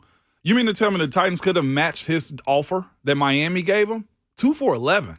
That's a steal. So it lets you know mentally and business-wise where this team is now kind of moving forward. That was a great deal for Miami when it came to David Long. But we're here now with Byard. He certainly earns what he is making just based off of the on and off the field put together. He was good on the field last year. He was David solid. Long? Kevin Byard. Byard. Okay. He was solid. He wasn't great. He wasn't bad. He was good. He was solid. He was worth the paycheck. 100%. Where I have the bigger issue is that if you want to criticize the 430 players, Mike Vrabel, if you want to come after the guys who are leaving the facility as soon as they possibly can, and if you want to highlight the soft tissue injuries that you feel like are under your player's control, then why release one of the only guys you know is doing things the right way? There's no doubt about Kevin Byard being a 430 player because we've seen him time and time again be one of the guys that actually does take care of himself off the field, doesn't get the soft tissue injuries, is available, makes the plays, speaks when nobody else will after tough playoff losses, when your quarterback wouldn't after the Cincinnati loss a couple of years ago. Kevin Byard has shown up at every turn for this franchise. Now you need to show up for him and do the very least, which is pay him what you agreed with him. Because honestly, releasing him is not worth $5 million. It is not worth the $5 million that you are going to get. In the grand scheme of things, for a team that has the 5th highest amount of dead cap money already among every NFL team already this year, you're already wasting and throwing a lot of money at absolutely nobody. You need somebody that has some value still on this roster. And getting rid of him, trading him, to me at that point, just trade everybody, right? Yeah. I mean, at that point, what are we even doing? Yeah. Because then you are not waving the white flag on this season. I'm never going to go that far until this team just trades everybody. And I think we all agree that's not going to happen. This team's not going to tank for Caleb Williams. But ultimately, getting rid of Kevin Byard is a pretty clear indicator that you are way more worried about 2024 than you are 2023. Facts, Will. Facts. And like to your point about do you trade, do you cut? Where are you trying to find value? In my opinion, I think Byard holds the most value when it comes down to tradable assets on this team. Between him and Derek and Kayla, you said this before the break. If you're trading either one of them is on the block, who's your guy that's on the block when it comes down to those two? I said Derek. Derek is, and I'm with you on that one. And you also have to look at, things that the team has done without him. And I hate to even have to go here because I just love what Derrick Henry has done for this team and the leader he's been inside that locker room. He's the quiet leader, but he still is one that when people talk about Derrick Henry, he's a guy that people listen to just in terms of maybe how he goes about it on the field. Maybe he doesn't have to talk that much, but they were able to get things done without him when he had the injury. I mean, they brought in Deontay Foreman, who, mind you, wasn't even some big-time draft pick that they got that year. That was a guy that was on his couch. Those are his words, not mine. And they saw him and brought him in. Yeah. And with the help of others on the team, in terms of the running back position, he was able to do enough. Yeah. Actually had a great season. And he did. And I know it's not Derrick Henry. I'm not saying that is Derrick Henry. I'm not saying people can replace Derrick Henry. He's a special guy. He's a special player. But in terms of if they're trying to move forward with this offense in the way that they don't run it just through one guy, then yeah, that's who I'm putting on the block. And that's why I side with you more than anything, because it's been proven that you can do more. You can do the same without 22. When you had A.J. Brown and a left tackle. Yeah, you don't have either of those things anymore. You don't. But that's where I'm coming from. Yeah. That's why I'm on the other side. You could more easily adjust and build a winning defense around younger pieces like Jeffrey Simmons and superstars you already have on the defense versus who in the world takes over for Derek if he's not here. You going to draft somebody and just run the same offense? Okay, maybe. That's going to require a first-round pick. Maybe a second-round pick on Jahmyr Gibbs or Zach Charbonnet or Tajay Spears maybe in the third, and you go Haskins and Spears. Okay, that's fine. Fine. That's draft capital you need for your offensive line, for safety now when you're creating that position if Kevin Byard isn't here or if Derrick Henry isn't here, whatever the case may be. I feel like, though, if you don't have Kevin Byard on this team anymore, maybe you trade him for, a fourth? Is that about right for Kevin? Fifth? Byard at this point, and taking on his salary too, about a fourth. You could pick a starting safety in the third and plug and play. I mean, heck, Kevin Byard was a day 3 guy. But the way I think it goes more deep though overall with the team. With the Kevin. team, it does, and I side with you on that one. My thing with your stance on Derek is yes, you're 100% correct. Like Deontay Foreman was able to do his thing because he had help too. But if you don't have AJ and you don't have a healthy Tannehill, then what is a Derrick Henry in this offense too? Because has that been proven? Because he's always kind of had him also. I mean, he was the second leading rusher in the league with the worst offensive line in the league. That's what he was without weapons last year. But it didn't get him to the playoffs. It didn't get him much after that. My thing is this, though, when it comes down to Derek. Until I see a different style of run from Derek, whether that be this year with the Titans or with another team, then I don't know if I trust him to be the focal point of the entire offense, meaning he's Derek friggin' Henry. But defenses have looked at that and said, we're 300. We're going to take them on no matter what. If we can get to Derek behind that line of scrimmage, then we win every single time. And I feel like with other backs, that's not the case when they run the ball here, though. Other than it being a third down back that you're just like, oh, we know they're going to pass the ball. But who else would you have thrown it to this past year to make them not commit to Derek? Who else you have thrown it to? My point is it ain't necessarily who I'm throwing it to. It's Derek's style of running. Derek gets caught at the line of scrimmage way too often as far as not being able to shake. And I'll say this: look at the difference between him and Saquon. When Saquon got caught behind the line of scrimmage, and then he's able to be shifty, move to the other side, and go in for a touchdown. We hadn't seen that. Derek is a straight line left-right guy, and he lost his run left guy, and he's lost 4 of his 5 at this point. But he still was the second leading rusher in the league last year. Despite running with that style, without a receiver on that entire team that scared you. Look how long it take you to get there. And then what did the Titans go last year? Well, but you're making two different arguments at the same time. But you're asking if about you want to have he can't be a winner anymore. That's fine. But okay, so that point is he didn't help him win enough games with that running style. I'll give you that. Yes, right. He still had a lot of yards last year, 1,400 yards last year. Right. But they still didn't equate to wins when it comes down to him being on the ground. So what they say, Derek, get yours and watch what we do at the end of the game. I just think there's no versatility when you got Derek in like that. We'll take some phone calls on this coming up next. 615-737-1045 on the discussion of who is more expendable on this team, Kevin Byard or Derrick Henry, as the Titans reportedly asked Kevin Byard to take a pay cut. According to Adam Schefter on Friday afternoon. That's coming up next on Ramon, Kayla, and Will, 104.5 The Zone.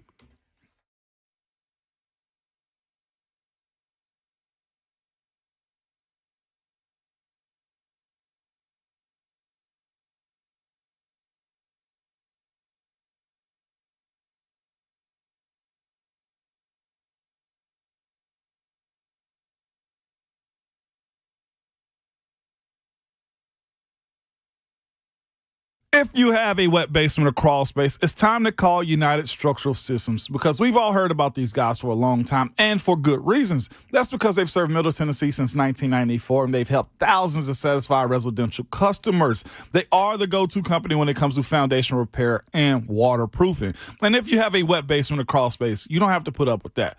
Water intrusion and moisture gives you all sorts of problems down the road and you want to get this fixed. It could be because you have poor drainage or surface water flooding over the walls or underwater pressure forcing water into your basement, or it could be a plumbing leak. You just don't know. But the team at United Structural Systems will find out why you have a wet basement or crawl space and will give you a plan to fix it. And if you do decide to move forward, best part is you don't have to pay a dime until the work is done and you are satisfied. So get that free estimate from the people I trust. Go to USSTN.com. That's USSTN.com or call them 615-227-2275, United Structural Systems.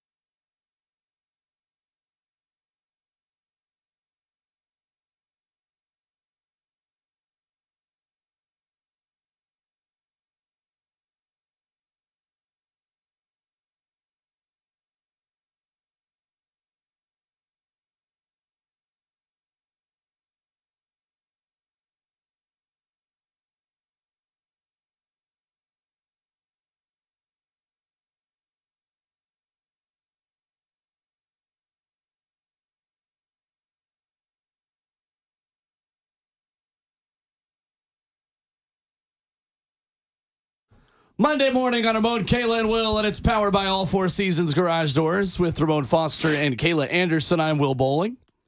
On the phone lines at 615-737-1045. And we go to Coach B leading us off this morning, talking Titans with you. Good morning, Coach B. Good morning. Good morning. Let me start off by saying, hey, Kayla, you did a good job on the high school basketball stuff now. Hey, good job. Kudos. Thanks, Coach B. That was an incredible tournament. Hey, wild. Loved it. All right, but y'all ticking me off talking about Derrick Henry now. like for real. I'm like, I don't think they should get rid of Derrick, and I don't blame Derrick for anything. Not saying that y'all are blaming him, but if you don't want to be a run centric offense, that's on the coordinators. You ought to scheme better and put a better plan in there. I mean, Derrick can't help it that, you know what I'm saying, the offensive coordinators and coaches want to give him the ball 30 times a game. What is he supposed to do?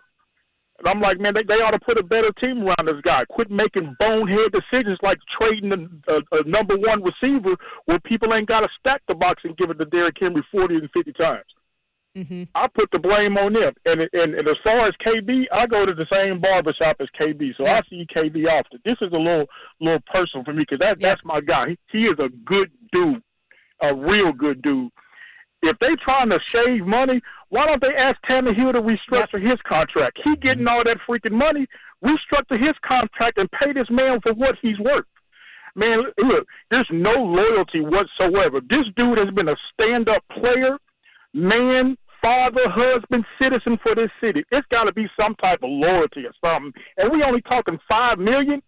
Man, come on, man. Pay that man his money. Who you going to replace him with if you let him go? Yeah. Great call. You going to draft a rookie? Or come on, man. Hey, man, stop this madness. I don't like how the Titans is getting off to this start because it's already looking like we finna have like 7 years of bad luck, like somebody done broke a mirror or something. This ain't looking good, bro. And it's kind of ticking me off. Really, I'm like, man, I'm confused. Should I even root for the Titans or watch them on TV? I don't know what to do right now. Yeah, Coach B. It's a tough situation. It is. Thank you for the call, Coach B. I think a lot of people feel that way, and I think the reason why Ryan Tannehill has not been asked to restructure is because this team clearly wants 2023 to be the transition year, and they want to compete in 2024. Sure. Probably with a new quarterback. If that's true, then why not either trade up to 3, hurt the Indianapolis Colts in the process? That's fair. Let them not get as good of a quarterback, take whoever you want at 3, and have them sit behind Ryan Tannehill, let that clock run out, and you're good to go in 2024 with a top 5 overall quarterback. Yep. That's fair. And by the way, the conversation sparked from Kayla and I having the same opinion about Derrick. Like, KB to me is very much important. I think you win better here in Tennessee with the defense than you will with the running back. My thing was going to KB about a pay cut to me was bothersome because his level of play has still been high to me. He's been the guy that's been able to get picks and turn overs and everything else when it comes down to this team. We're speaking of just overall value of a team. I know how Derrick's viewed here in this city for this team, but globally football-wise, I'm taking a proven all-pro safety that can immediately that constantly helps my defense as opposed to running backs, especially when you've lost 4 of your 5 starting guys too. Well, and I was running back, at the O-line position for the running back. And I know a lot of people were like, "It's not Derrick's fault for what happened last year." No, it absolutely is not his fault. No, Derrick did as much as he could with all the weight on his shoulders. Okay, let's make that clear. Mine is strictly just the fact that I know how incredibly deep this draft is in terms of backs, and maybe potentially if you're going a little bit of a different direction, getting one of those guys, and then you do have Hassan Haskins still. And so is this the time that you go ahead and make this move? Because he has been connected to some other places. And look, is it Daquan Jones that keeps on putting out social media posts on Twitter to get Derrick to come to the Buffalo Bills? I know that doesn't mean anything. I'm just saying there are places that are interested in Derrick right now as well. There are players that are always interested. But I don't know how much interest there would be in Derrick. I think if you're a ready-made team that's competing for a Super Bowl, you need somebody to get you over the edge that you can support also. I think it makes sense for a team wanting Derek. Yeah. Let's go to Travis in White House. Up next, 615-737-1045. Good morning, Travis. Good morning, Travis. Good morning, good morning, good morning. Yes, I second it. Kayla, you did a really good job on the high school games. I enjoyed listening to you. Hey, thanks so much. That was a blast. Absolutely. Okay, Derrick Henry. He is lightning in a bottle. He's lightning in a bottle. He's like playing the lottery. If you win big with him, and I'm talking about per run. But most of the time you're going to lose, and you can't build an offense around that. Everything has to be perfect for him to break the big run and, use his power and his speed. We tried to build around that. We lose more runs than we got big ones. When we got big ones, we got big ones. But, it was tough. Other thing I want to say is on the Kevin Byard thing, hey, we were paying for a window to win team-wide. We were paying for a window to win. We had good defense players. We had good offensive players. We paid them the money for the most part that they needed to make. That window got slammed shut with injuries, and when we traded away A.J. Brown, we cannot continue to pay for a closed window on winning. And I think what Rand is trying to do is say, hey, listen, we can't pay for that closed window anymore. We got to let it go. We got to let it go. If you're going to have a bunch of new guys in the locker room anyway, yeah, I understand having a guy like Kevin Byard, a leader, in the locker room, but you're going to have a bunch of new guys who probably aren't loyal to him anyway. They probably respect him, but they're probably not loyal to him. So I'm not saying we should let him go, but I'm okay. I'm okay if we're trying to, as I think Will said, if we're trying to completely rebuild right now, I'm okay with that. Let's let that window go. Let's not keep paying for it. And I definitely think we should get a different running back. I think we can get the same or more production. Oh, Travis. Thank you, Travis. Appreciate the call. We didn't see much production from Hassan Haskins in his start against the Cowboys, that's for sure, from a different running back. I hear you. 615-737-1045. No, Shay, I hear you. Tell me where I'm wrong. Come Tell on, me where Will. I'm wrong. Come on, Yeah, Will. all four regular starters that were in that game. Yeah, right. And how many of those starters who were out in that game are still here? None of them. Come it's on. the same people that were filling in that are now going to be playing even bigger roles. I hear you. Well, oh, my God. 615-737-1045. Jason and Mo will lead us off on the phone lines when we come back. Halftime of the show. Bob Kesling at 8:20. Much more on the way. Ramon, Kayla, and Will. 1045 The Zone.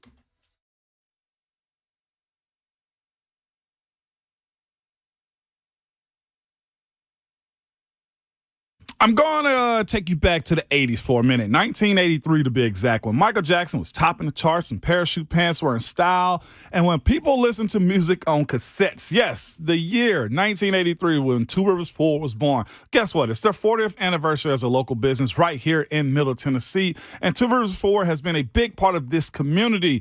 They've been a big part of 1045 The Zone, a big part of local sports, and a big part of local charities. Two Rivers Ford always steps up to do whatever this community needs. And if you're from Nashville, guess what? You know this already. But if you're new to town, I'm going to tell you what Two Rivers Ford is all about. They've been doing business with honesty and integrity for 40 years. What you see is what you get. They're transparent and upfront, and they have non-commissioned salespeople, so they never pressured their customers to buy.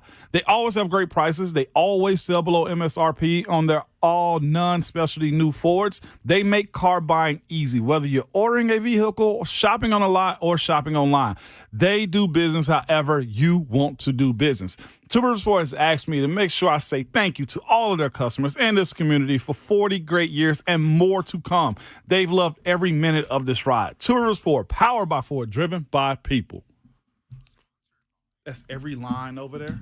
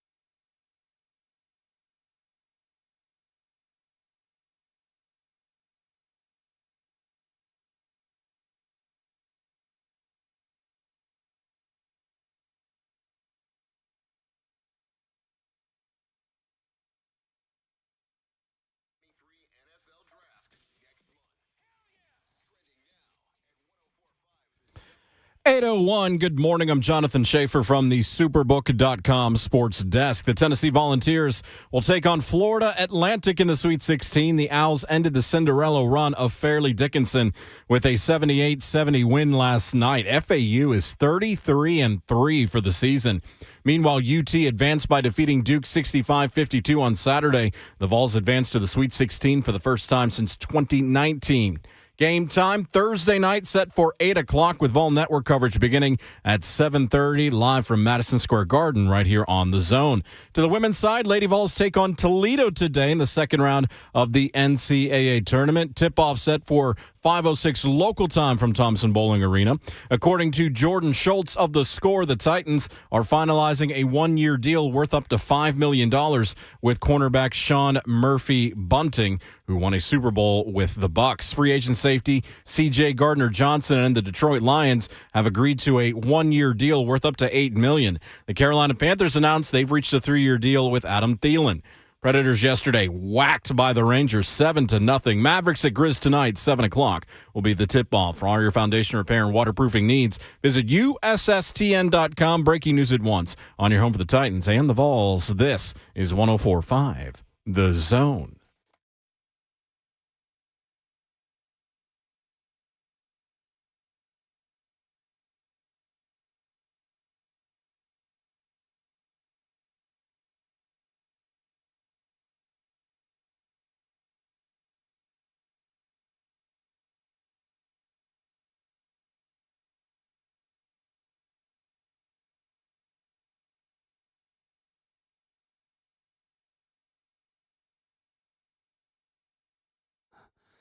Second half of the show and much more is still to come on the Monday morning edition of Ramon, Kayla, and Will.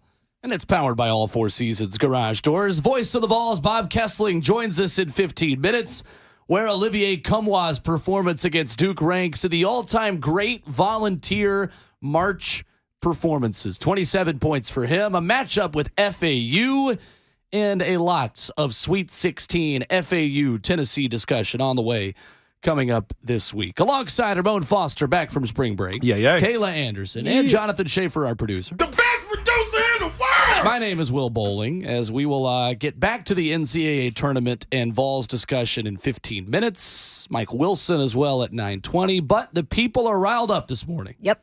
Talking Titans. Let's do it. They're ready to go. Riled up. And Jeremy Fowler riled them up a little bit more. ESPN.com, who was on SportsCenter over the weekend, and says several NFL executives have cited the Titans as a team that makes sense for former MVP quarterback Lamar Jackson. There it is. The quote saying through his conversations with executives around the league, I asked what teams would make sense. They mentioned Tennessee, who just cleared some cap space. They have a new GM, Rand Carthon, who's working on the roster. They could use a running quarterback. They have experience with that in the past. Jeremy Fowler on SportsCenter, perhaps giving us a little insight as to why they reportedly, as well, according to Adam Schefter, asked Kevin Byard to take a pay cut. A lot of moving parts, Kayla. Yeah. A lot of moving parts and a lot of he said, she said, that really that person is. said. Yes, this might be an idea. Do y'all want Lamar? Do you also want Kevin Byard? Do you also want to keep Derrick Henry? It's so much within a week, Will. What the heck? It's a lot. So a bigger discussion for the week that will continue, that speculation around the league is that the Titans are creating space perhaps for a quarterback, and maybe that quarterback is Lamar Jackson. Who's to say? Who's to say? Let's go to Mo in Nashville, 615-737-1045. What's up, Mo? What's up, Mo? Hey, what's up, guys? I just had a quick question for Ramon. So, this Kevin Byard deal, how do you think like that conversation goes? Asking Kevin Byard for a pay cut, like how does that go inside like the building? If you're talking with his agent, are they talking with his agent? Are they talking to him? Like how does that go? And also, I feel like this team will never recover from that A.J. Brown trade. I feel like A.J. Brown was just one of the biggest pieces, one of the biggest complementary pieces to Derrick Henry. And I just think this team will never recover from that trade. I want to hear you guys' thoughts. Thank you. Thanks, Mo. First question is this. It comes off as disrespect because Byard's just 29. He ain't even 30 yet, and he's still playing at a high level at a position that's rare to get that type of player at that position. Who approaches him? Who approaches him? Rand does. Probably Vrabel gives him a call, too. Rand and Vrabel, 100%. Him personally or his agent? Him. Depends. Probably a little bit of both. Okay. Depends. Probably a little bit of both.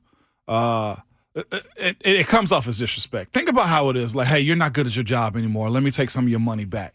What? That's probably the first thing. If his agent calls and say, hey, the Titans want to ask you for a pay cut, first words out of his mouth, what? What do you mean?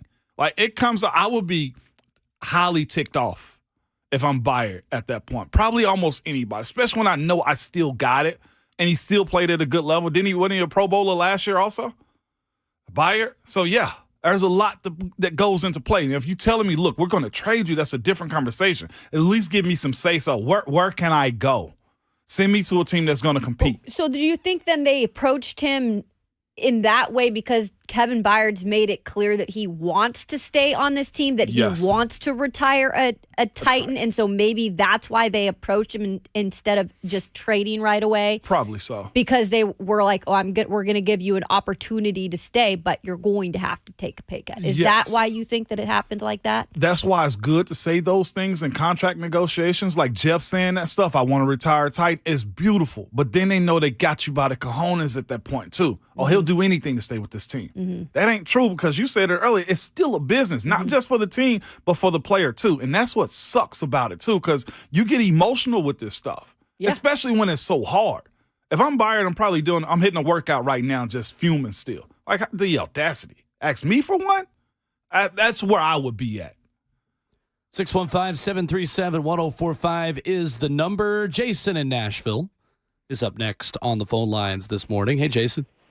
Hey, thanks for taking my call. Hey, I may be negative Nancy in some people's eyes this morning, but I this whole thing, when we sling around this word loyalty, it doesn't make sense to me because if you know anything about this GM, which I'm a Niners fan, it sucked that we lost him, but I'm happy that Nashville got it since I live in Nashville. But he's not thinking the way that some fans are thinking right now. He's building for years to come. This guy is thinking about building this team up to not just be successful for one run. Because if you look at the way the Niners are built, they're constantly these average players that nobody really heard of coming out of college are fitting Kyle Shanahan's system. And just like Kyle Shanahan said, when it comes to these jobs, ain't nobody's job secure. So when it comes to being loyalty, you got to understand, like y'all are saying, this is a business.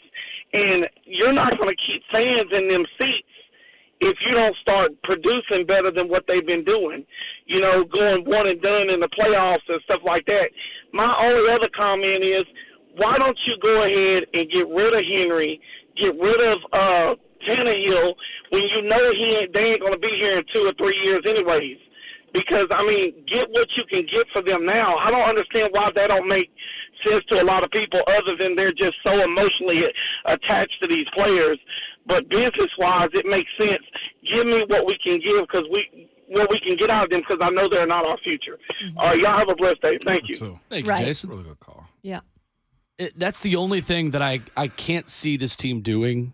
It's what I'm afraid is going to happen. Don't halfway rebuild. Yeah. If you're going to do this, if you're going to not be loyal to your long-standing players, if you're going to get rid of guys like Byard, why not just go all in and do the whole thing? Mm-hmm. Get a good quarterback class next year. Go get your quarterback this year. Let's really do this thing full on if we're going to really tear it down. But I think this team is going to halfway rebuild and stick with a lot of their veterans, stick with Tannehill for another year, probably keep Henry, and do this thing at 50% and trust Mike Vrabel to coach up guys that are raw athletic talents like Azeez Al-Shaair and Brunskill and these guys who are maybe a little bit underdeveloped because they haven't been full-time starters. Sean Murphy-Bunting, 1 year, $5 million deal, according to Jordan Schultz this morning at corner. Another guy who's been a halfway starter, half backup that can now be a full-time starter in Tennessee. I'm with you on it, but is it too far in the process now to actually still be taking out legs from under the table when it comes down to rebuild? You see what I'm saying? Like we're about a month away from the draft. I mean, there's plenty of time for plenty more subtractions and additions to be made to this team.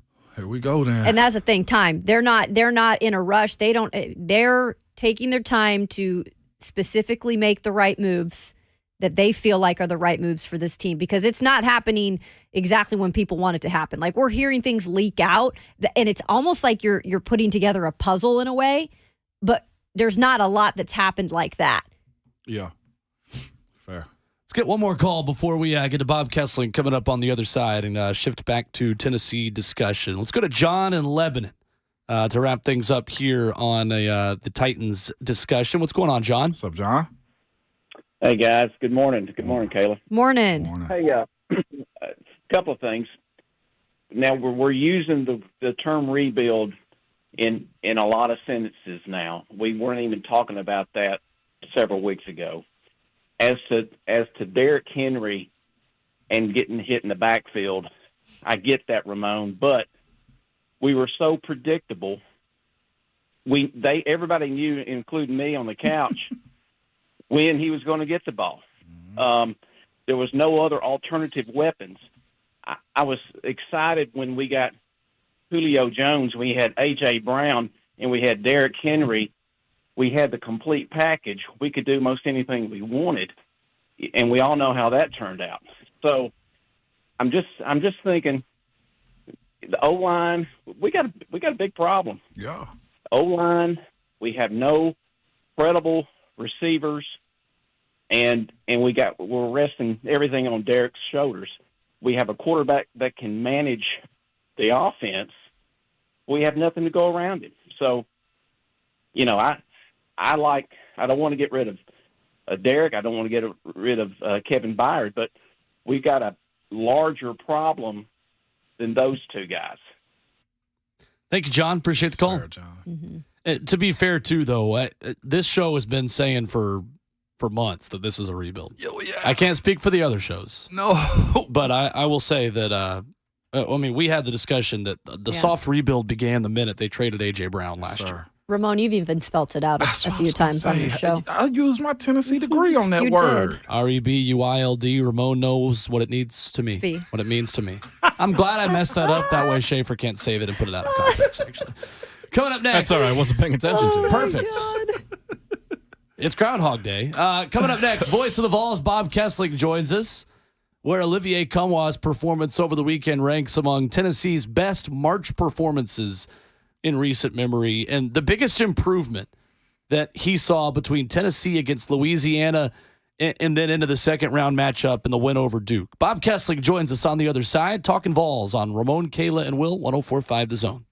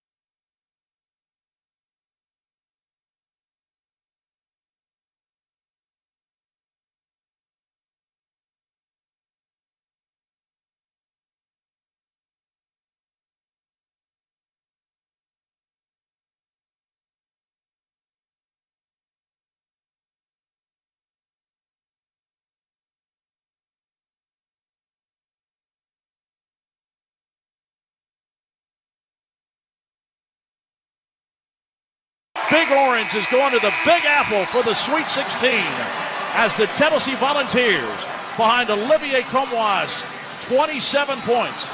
They knock off the Duke Blue Devils. That was the sound of the Vol Network call as Tennessee knocks off Duke. 27 points for Olivier Comois. Tennessee and FAU on the way Thursday night in Madison Square Garden. Welcome back in, Ramon, Kayla, and Will, powered by All Four Seasons Garage Doors with Ramon Foster and Kayla Anderson. I'm Will Bowling, and joining us on the Marks Payne Real Estate Hotline, the voice of the Vols, the Vol Network's Bob Kesling, giving us a couple of minutes this morning. What's going on, Bob? How are you? Just unpacking and getting ready to repack and head up to New York, which is always a good thing. But, yeah, it was a lot of fun down in Orlando. And, heck, I didn't even get to Disney World or Space Mountain or any of that kind of stuff. I was just hanging out, hooping, and Bert and I had a great time. And, you know, the victory over Duke was just so impressive, just how they did it. And, Ramon, you know this. When you get in the game, you got to figure out how the officials are going to call the game. If that's holding, then you won't do it. But if it's not holding, you're going to do that the rest of the game. That's kind of what Tennessee did. They came down, and the first couple of possessions, they got really physical with Filipowski and the other guys. Figured out the refs aren't going to call it, and they just kept getting more physical and more physical. And, you know, there were only 11 fouls called on Tennessee in the game. And you would have thought the first 3 or 4 possessions down the floor, they would have had 11 fouls. So, but that just played into Tennessee's hands. Mm-hmm. The more they let them play, and the more that Tennessee's big guys were able to dominate, just the better the performance was. And it was they took Duke out of everything they wanted to do. Duke couldn't even run their offense. And Jemai Meshack didn't score many points again, but he really impacted the game with his great defense and just it was just a tremendous performance. A great scout by Rick Barnes and his staff, and they just took Duke out of everything they wanted to do. Bob, where does this Olivier Comois performance rank for you among the best you've seen by a Tennessee player in the NCAA tournament? Well, it's up there because of the fact that he didn't take a bunch of shots to get to 27 points. Yeah. You know, I think he was 3 of 4 from 3-point range, and it was only missed 2 shots during the game, missed 1 free throw. He was just so efficient. And, he's a mismatch for everybody, really, because of his size at 6'8". If you put a small forward on him, he's going to shoot over him. And if you put a big guy, he's quick enough to get around him. So, his problem, the talent has always been there. And Coach Barnes will tell you his problem has been his inconsistency.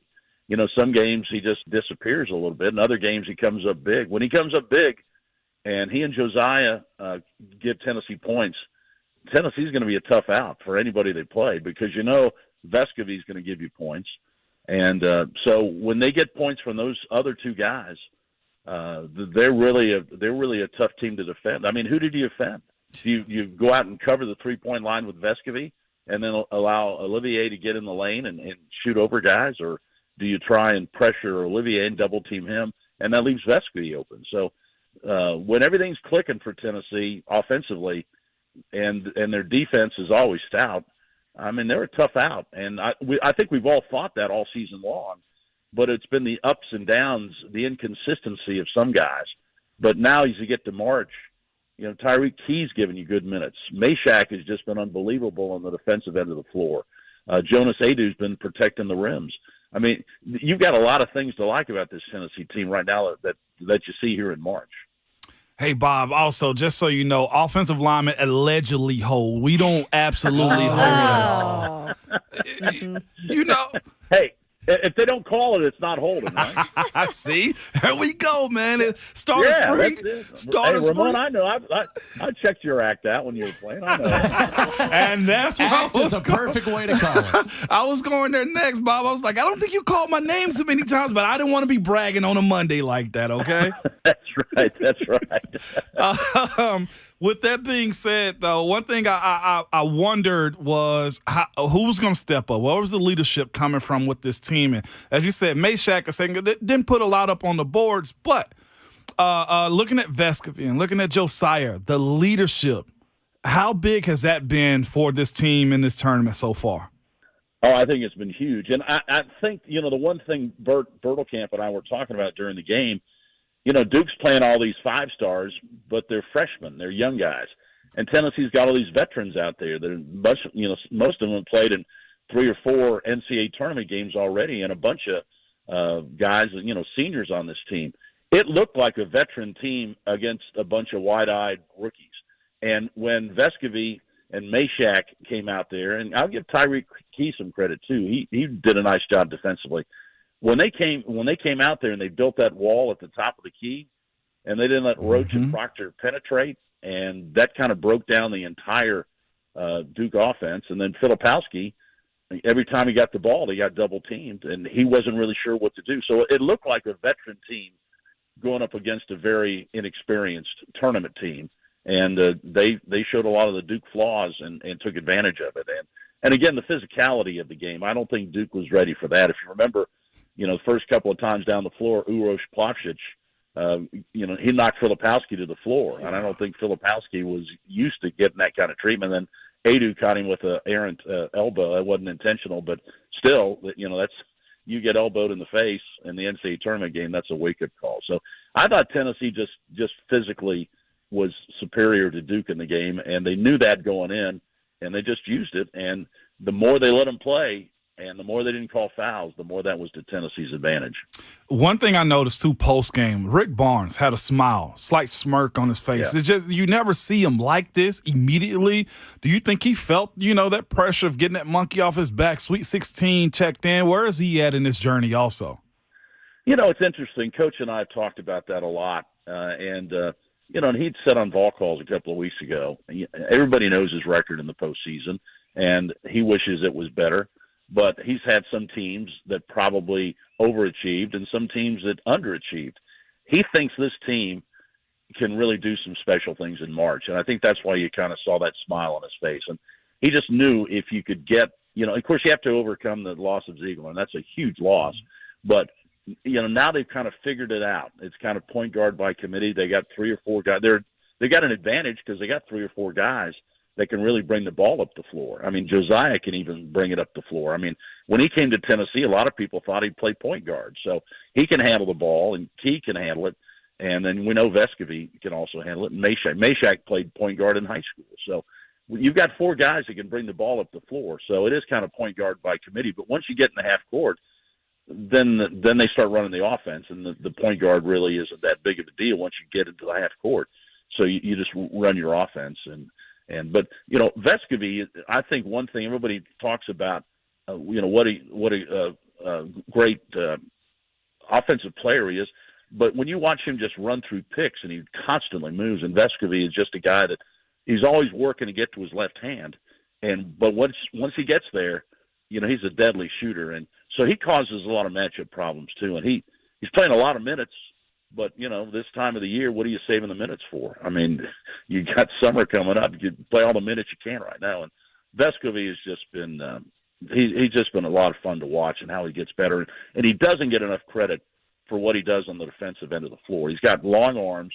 He gets a lot of deflections. He gets a lot of steals. He's one of Tennessee's leading rebounders. I think he's 3rd right now on the rebounding list, and you wouldn't think that of a 6'3" guard, but he does a lot of good things for Tennessee on the floor. I mean, he's all SEC for a reason. Bob, I know different teams have different types of momentum, coming into the tournament. Some have a lot of momentum and that carries them. Other teams might not have as much momentum at the end of the season and find something in the tournament. And I feel like that game against Duke, just the way they played, probably built even more confidence in this team, and I know they had it before, but do you feel like you saw that, Bob? Well, you hope so. I mean, if you can get up to play Duke in the NCAA tournament, I mean, they've been there 45 times, so you always see Duke in March. If you're not ready to play that game, then, there's something wrong with you. And I think the guys were fired up. They saw the bracket. They understood. If you get by the first game, then you're with all chances you're going to play Duke. This team, the SEC tournament loss was disappointing. They really thought that they had a shot to defend their championship this year, and they wanted to get to that championship game.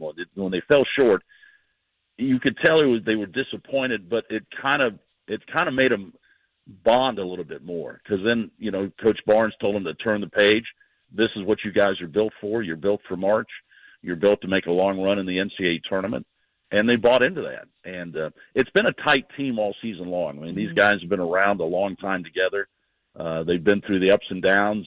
A lot of them were around when they won the SEC tournament last year, so they know what it takes to win these type tournaments. And I think the day off also in the NCAA tournament was really beneficial to Tennessee because, A, it gave you an extra day to scout and practice and go over your scouting report for Duke, but it also gave Josiah an extra day to rest up a little bit. He's been banged up all season. Gave him an extra day, and everybody. I just thought they had really fresh legs, and that's the key in March. And they just came out and played with a lot of enthusiasm, and the more success they had, you could just see it building. But they know that they can play defense. That's one thing that travels in March. They know they can play defense. They know they can make life miserable for the other team, and they did that to Duke. You could see it in Duke's eyes. They just knew that they were going to have a hard time even running their offense because Tennessee knew their plays, and they were so quick to get there, and they played the passing lane so well. Nothing was easy for Duke, and I think that's going to be the case coming up on the Thursday night for Florida Atlantic. Tennessee's going to hit them with that defense, and Florida Atlantic, they're going to struggle to get their offense going too. And that's what I was just going to ask you, Bob, because Florida Atlantic, in a way, is a darling in this situation too. They were just going up against Fairleigh Dickinson, who, did what they did, but this is their first trip to the Sweet 16. So there could be that, it's new situation. Well, and you also get, though, in those games too, you get what do we got to lose? Yeah. Let's just go out and throw everything we got at them. And they're a fast team. They're not a really big team. They've got they got a 7-footer in the middle, but they don't really go through him. They kind of spread the floor, and he's kind of a release valve. And then the other guys want to shoot threes and drive to the basket. It's one of those offenses, threes or layups, and that's what they're trying to get. And I was really impressed last night with John L. Davis. I mean, he had 29 points and 10 rebounds, 5 assists, 5 steals, and that's the first guy in NCAA tournament history to put up those type numbers, across the board. So he's a really good player. They've got some quick guards. They're one of the smallest teams in the tournament, one of the smallest teams in the country, but they play at such a fast tempo. That's what's going to be different, I think, for Tennessee is, Tennessee wants to run too, but I mean, Florida Atlantic really wants to run. Mm-hmm. So they're going to push the ball. They're going to try and get down, and they're going to try and shoot 3-pointers before you get your defense set. And that's going to be their game plan to try and beat Tennessee, not to let Tennessee's defense get set up in the half court and be suffocating, get down the floor, spread it, and fire up those threes and see if they can stay in the game. So I think it's an interesting matchup. They've won 33 games for a reason. So Florida Atlantic's won a bunch of basketball games this year playing this system. And that's what makes this tournament so unique. You get different officials that you haven't seen. We hadn't seen any of those 3 officials that we saw in the Duke game all season long. And we'll probably see 3 other officials we haven't seen. So how they call the game is going to be important too. And just the different styles of play. You get in conference play, and you're just beating everybody up. And you know exactly what the other team's going to do, and they know what you're going to do, and it's kind of this grinded outside deal. But you get in the NCAA tournament, and you're facing styles that you haven't seen. You're facing players you haven't seen, and that's what makes this tournament unique. And that's why I think there's so many upsets in it, because of the fact that you get teams that really don't know each other, and you just go out and play. Bob Kesling, our guest this morning on Ramon, Kayla, and Will. Bob, when I watch Jemiah Mashack play for this team right now, I can't help but think back to the run Josh Richardson in Tennessee made in 2014, where he was just playing point guard, a little bit out of position, an expert defender who just started to come into his own in the NCAA tournament in a Sweet 16 run, playing at point guard. How good of a coaching job do you feel like Rick Barnes specifically has done with Mashack to turn him into a Richardson kind of player for this team, really out of nowhere? Well, I think Mashack is one of the great stories on this team. I mean, you saw him play early in the season, and you're just saying, this guy, he can't score, right, and doesn't even look to score. But you know what? He's getting after it defensively, and now he's really worked on his game offensively. He's becoming a good scorer, not a great scorer, but he's a guy that can put up points if you let him do it. But he just sets the tone defensively. He is strong. He's proportionally one of the strongest guys on the team, but he has this unbelievable quickness. and he can guard anybody. He can guard 1 through 4 on the floor. He can't probably, obviously guard the big guys, but he's not going to back down from the big guys. But the other 4 guys on the floor, he can guard any of them, and he's especially great on the ball. I think that's one of the things when Zakai Ziegler went down, you were thinking, well, who's going to pressure the ball now? We know Meshack can really guard, but can he pressure the ball? Well, he has proven that he's able to do that, and he made life miserable for the Duke guards, and so did Vescovy, the way he came out and guarded them. So I think that's one of the keys for Tennessee. I think Meshack, and Rick Barnes continues to rave about Meshack, and then you look at his line score, he's got 2 or 3 points and 5 rebounds and maybe an assist, and you're thinking, but he plays 28, 29 minutes a game. But he changes the game for the fact that the other team can't run their offense. And it's pretty amazing. I mean, Tennessee is 22-0 now when they hold teams, 60 points or under. I mean, that's a remarkable stat. So they're living on defense, and that's paying big dividends for Tennessee. And Meshack is right now the leader of the pack defensively. Bob, on the way out, it's incredible how much more impressive Tennessee's win over Arkansas now looks a couple weeks later as they're still dancing, Alabama as well, and, of course, this Tennessee team. Just how impressed were you with the SEC as a whole and tying for the most representatives still moving forward into the Sweet 16? Well, you knew that there were some really good teams in the SEC. I think what the question was all season long, how many great teams are there? Right. We weren't sure how many great teams there were. We knew there were a bunch of good teams. I mean, Auburn was a good team, not a great team. Kentucky was a good team, but it proves out not a great team.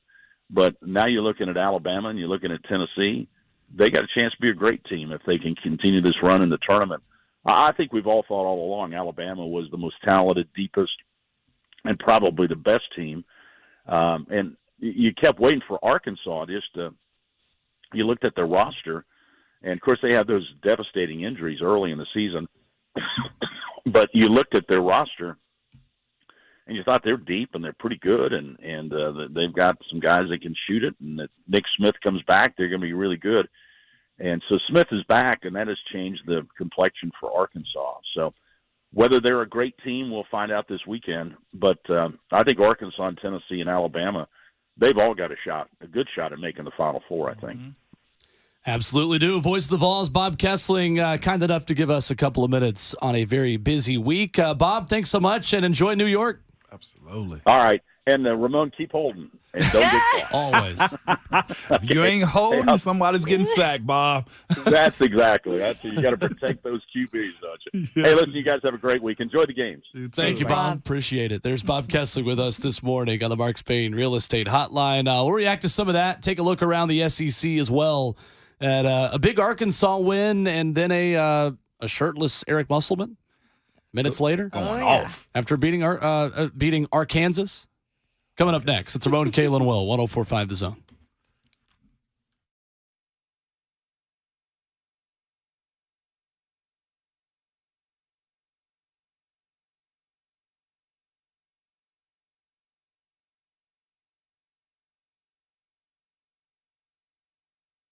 I am joined now by our good friend Dean Glasscock of Arbor Art Tree and Shrub, your expert in trees and shrubs right here in Middle Tennessee. Dean, y'all offer a lot of incredible services. We've in the past talked about your 7-app program, outdoor landscaping, but tell us more about full service for trees and shrubs.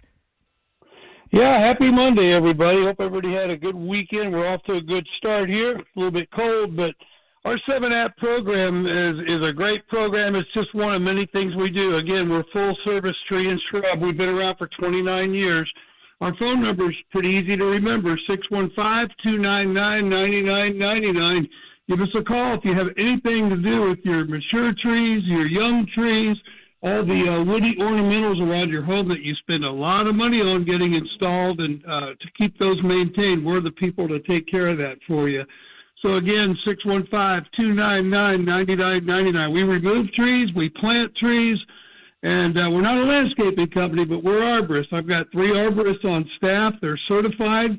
We're all about safety, very approachable crews. So we just love the opportunity to serve the Zone listeners. So give us a call, 615-299-9999. Have a good week. Yeah, doing everything to protect that and outdoor landscaping. You heard him, Arbor Art Tree and Shrub. You can check them out online, arborart.net. Call them 615-299-9999. That's Arbor Art Tree and Shrub.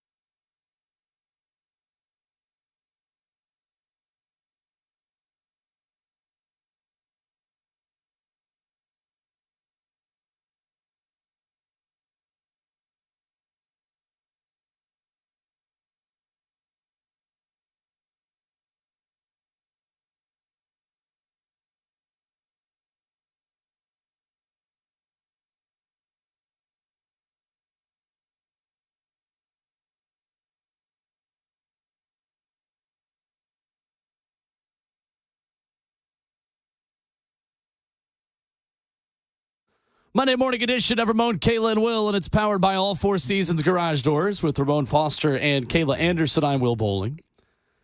Really good stuff with Voice of the Vols, Bob Kesling, this morning, talking about this Tennessee team. And the best way I can describe what Olivier Comwa did, guys, Olivier Comwa had the game that mid-major guys have had against Tennessee for years. Yeah. There we go. Loyola Chicago. You just got no-name dudes just chucking up threes and they're going in. You think about Ryan Klein at Purdue and the 30-something points that he had in 2019, the last time Tennessee was in the Sweet 16. That guy made one shining moment. Oregon State, their big dude, just throwing in threes, throwing it into the Pacific Ocean. Just easy. And then last year, you think about Hunter Dickinson in Michigan, just throwing the ball in the Atlantic, just in one of the rivers up there in Michigan, or lakes, I should say, not the great rivers, Lord. Tennessee was on the other end of a guy that's going to be in the montage of one shining moment, and that ultimately was enough to beat Duke. It was, and it was necessary too. He's had those games before. Like you said, the Texas game earlier this year, he decides to go off, and you've been asking yourself, where is this again? And I'm hoping that that's going to be the next game moving forward. One thing I'm with you on is Meshack having the ability to be good offensively. I think that's a necessary point going into this FAU game this Thursday night at what time is it? 6 or 8 o'clock? 8 p.m. Central Time. 8 p.m. Central. Bright and early. Bright and early. Complete opposite. Be up anyway. I probably got an 8 o'clock baseball game. Yeah. Don't matter, but that's what we're here for. But yeah, good showing by the Vols, man. You hit me with the all? Aw. If I don't, Jonathan Schaefer will. I am rested now. And I was responsible. Got in bed early last night too. I did too. Look at you go. I was up late watching the Zags, so that didn't happen. Yeah. Man. Well, at least I got a dub out of it. Yeah, well, it was close, but they did.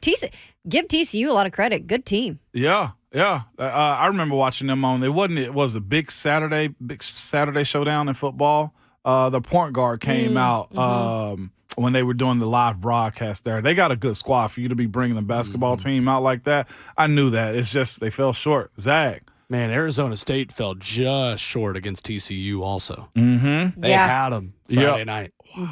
Talk about a team that had been on fire going into the tournament. The Sun Devils. Completed this first week. Who's been the biggest upset in all of this? Arizona? Fairleigh Dickinson. Purdue? Fairleigh Dickinson I said upset. Yeah. You talking about them losing last night? Fairleigh Dickinson upsetting Purdue. No. I mean, my letdown. Purdue. Purdue. It's not even close. Not even close. No, I'm with you. Fairleigh Dickinson didn't even win their conference tournament. That's true, Will. Yeah. and then you look at all the things like Will said. They're the smallest team in the entire NCAA. Yeah. You know, in terms of basketball, all the things that were against them. And then they went and did that to a guy they had. How tall is he? 7'4"? 7'4", Zach Edey. Didn't attempt a shot in the last 9.5 minutes of the game. A shot. Not even that, though, Will. Fairleigh Dickinson's coach. Where the cameras? Where the cameras? Hey, more we look at film, more we can beat Purdue. I was just like, what? Yeah. Talk about calling your shot. This dude, I know they're playing with house money in that sense, right? But imagine you going up against Goliath like that and just being like... Literally Goliath. Yeah. And call it in front of everybody. And he said, I know they're going to hear this. I was like, oh, I know they're from Jersey and everything, but you got to have some moxie about yourself to call your shot like that and ask for the cameras and say, I know they're going to see this. Name me a better moment than that one. Although I will say the Arizona L to me, though, too, was just like, they can't do that. Virginia losing didn't bother me. Yeah. Oh, yeah. Arizona and Purdue, to me. Kansas, even because they're coaches. Yeah. And I feel like Kansas lets down a lot. They're either winning it or they're going to let you down, huh? Yeah, that's fair. They didn't have Bill Self to... I mean, they won it all, but... Yeah. I mean, Nick Smith is healthy for Arkansas again, and that team... Yep. I mean... Eric Musselman always does this in March. They're so good in March. I mean, they're in the Elite Eight last year. True. Yeah. Arkansas was. I mean, I think that was more about Arkansas getting healthy at the right time and getting hot. Fairleigh Dickinson, though, the numbers on the defensive efficiency, they finished 359th out of 363 teams. Fairleigh Dickinson did. Jeez. In defensive efficiency. Why can't I say that word? And they held Purdue to 35% shooting from the floor and 15 turnovers. That's nuts. They were 5 of 26 from 3 against the 359th team in defensive efficiency. Said at that time. You know what?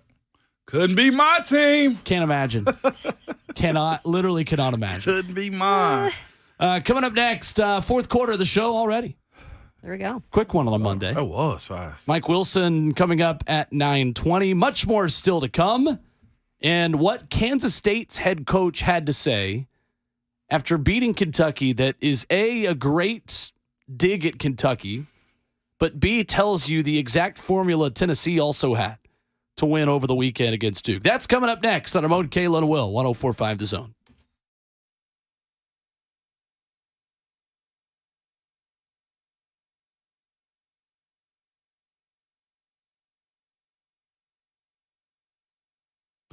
It's Ramon and Kayla for Old School Vapor. And Kay, you know, as a former professional athlete, I have aches and pains that I deal with almost every single day. But I found Old School Vapor, and they are hands down the most knowledgeable when it comes to me getting some relief. Yeah, Ramon, not all of us are professional athletes. You know, we try to be, but some of us just like to get our workouts in, and then we get up and we're like, oh, dang, man, we're old. We're getting old. As soon as you walk in, though, guess what?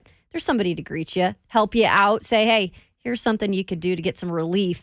And pet owners, you're going to love this because they have so many choices for your fur babies. I know Zeus is all up about this because if they have separation anxiety, maybe they're just acting up because they're going from adolescence to being a grown-up, or they have travel issues. Guess what? Our friends at Old School Vapor has you covered. Go shop Old School Vapor selection. They've got over 200 legal CBD products. They've got all the brands like Looper, Torch, Hidden Hills, and much more. They got everything. Elf bars. Old School Vapor has over 100 authentic flavors on anything you can imagine. They also have sales. They got whatever you want, from merchandise to products to however you want to shop. Caleb, where can you find them at? They're pretty easy to find. You can go check them out on Instagram if you're a visual person like many of us are. You can also just Google them at Old School Vapor, and they have plenty of locations. They do 4 of them around the city: Franklin, both ends of Spring Hill, Columbia, and more to come. That's Old School Vapor. And these products contain nicotine, which is an addictive chemical. You must be 21 years or older to purchase, and no sales to minors.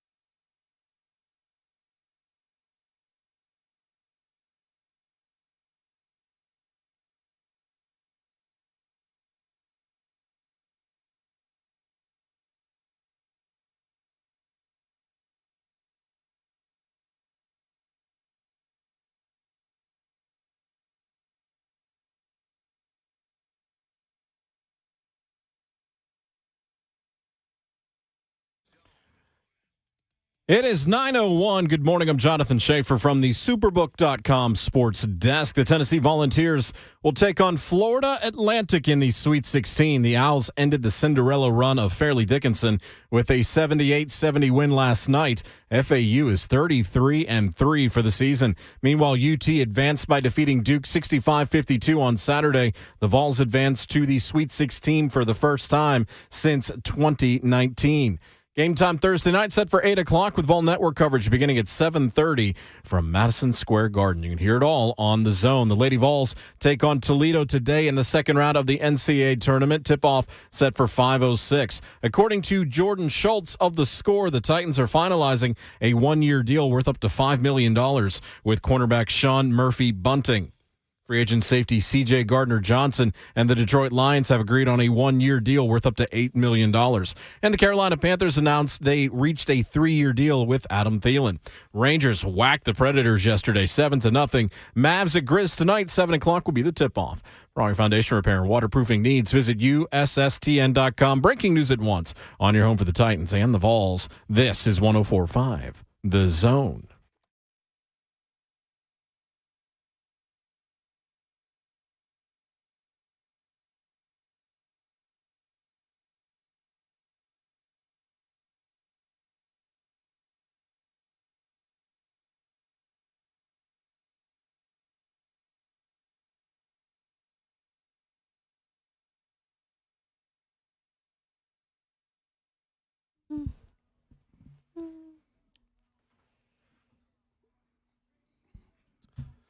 Fourth and final hour of the Monday morning edition. It's Ramon, Kayla, and Will, and it's powered by All Four Seasons Garage Doors with Vol for Life, Sweet 16 alumnus, Ramon Foster. Yeah. With our capitalized J journalist. If you lowercase the J, you're definitely not talking about Kayla Anderson. Going down.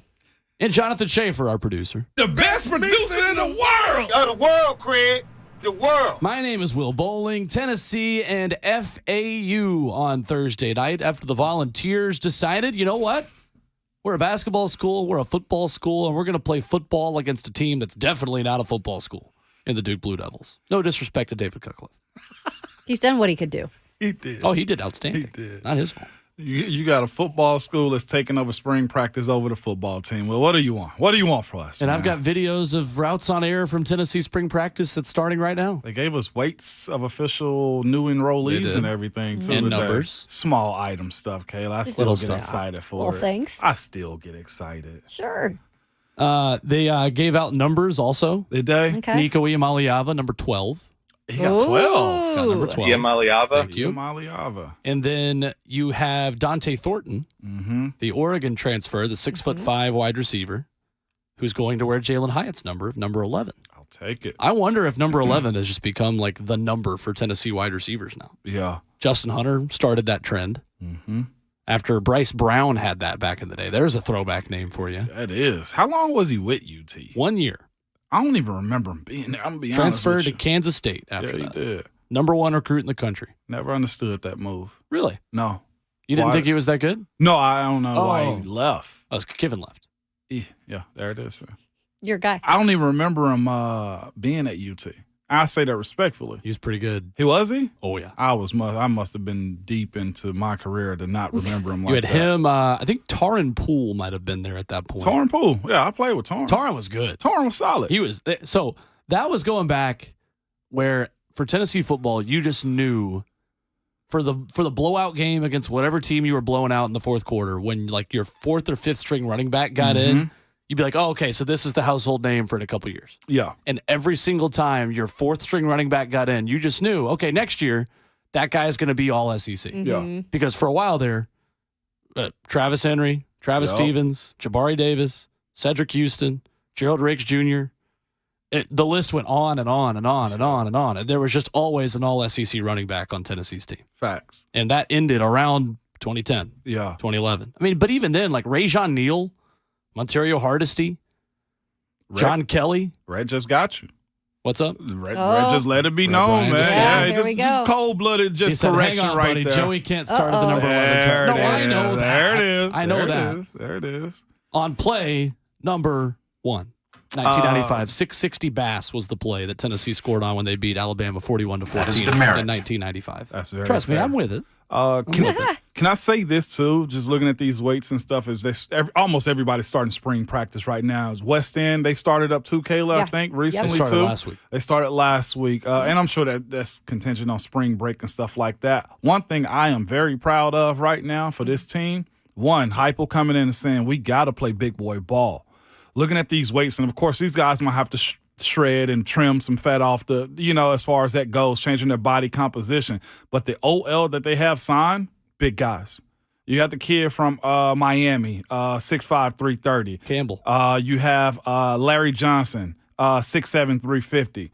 You have Andrej Carrick from the Texas transfer, 6'6", 315. Yep. The freshman, Vyson Lang, 6'4", 340. You got a bunch of these guys, man, that are big, bulky guys. Another one, Shamurai Umarov, 6'7". Sham Rumarov, 6'7", 326. To play in the SEC or any football, if you want to be that type of team, you got to have some body and some mass. And that also got to look good, and you got to train them, whether they're redshirting or whether they're ready to go. This is encouraging right here for me, considering watching how Georgia kind of had their way with us a little bit. That's what I was just going to say. Yeah, because you got to kind of now compare everything to what Georgia's doing. Yes, ma'am. Yes, ma'am. A little bit of Titans news this morning. Yep. A report from a Baltimore reporter saying this morning that former Ravens defensive back / special team standout Anthony Levine Sr., who worked last year as a scouting and coaching assistant, has left Baltimore to become an assistant special teams coach for the Titans. Oh. Wow. He has been with the Ravens in some capacity for a decade. Let the Lamar rumors grow. You've got an assistant special teams coach from Baltimore. So, I mean, Lamar, offer sheet? Oh, boy. Is that the really? No, just me? Okay, cool. Means they're talking to somebody inside the building. Wow. See you guys. The Bob Graphic Show is up next. Coming up.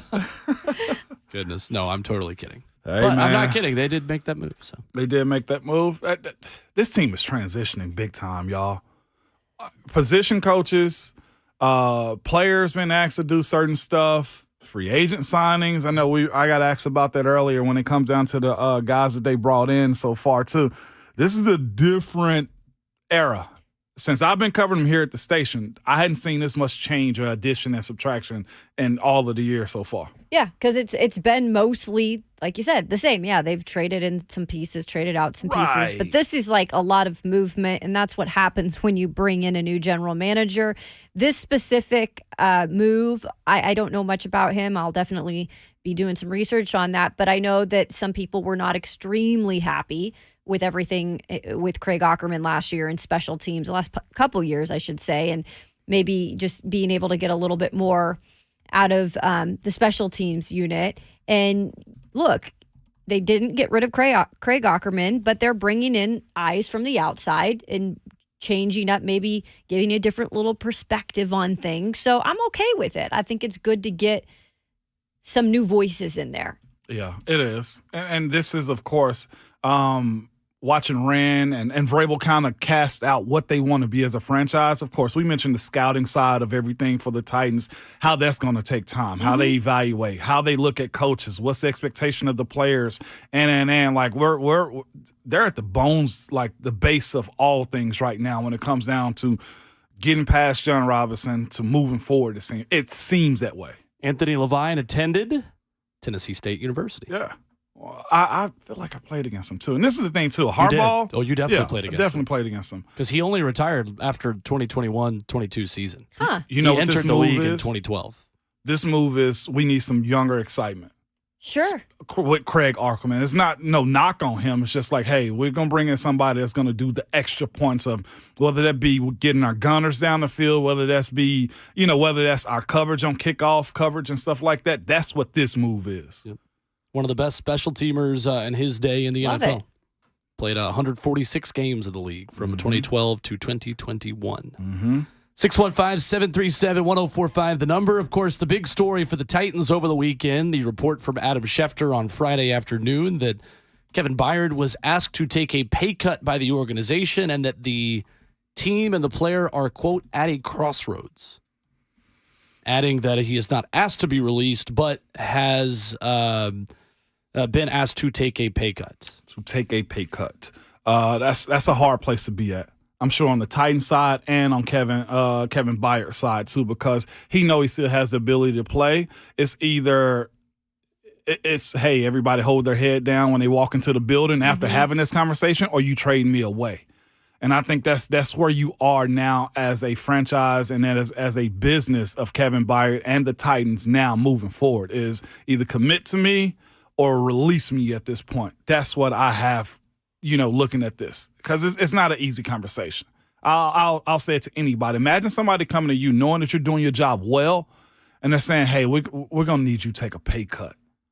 You can't just have the same interactions and conversations anymore moving forward.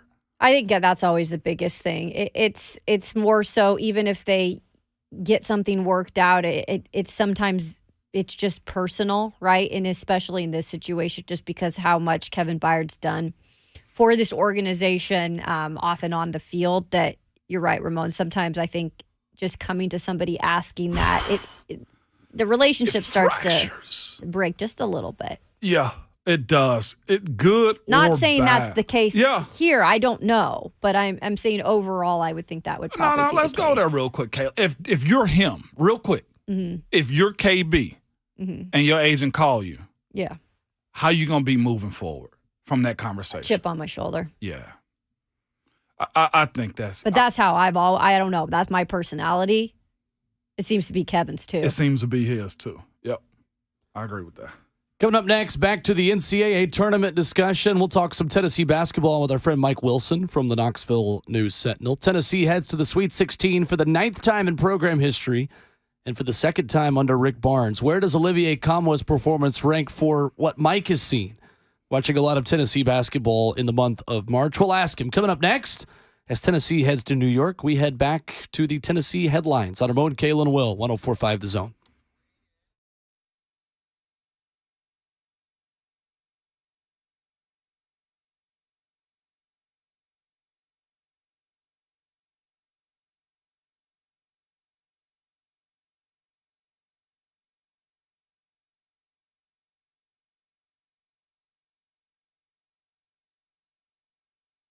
All right, you know who's always on the road making sure that you've got the windows that you need, because the atmosphere here, the weather here, man, it's changing every single day, Ramon.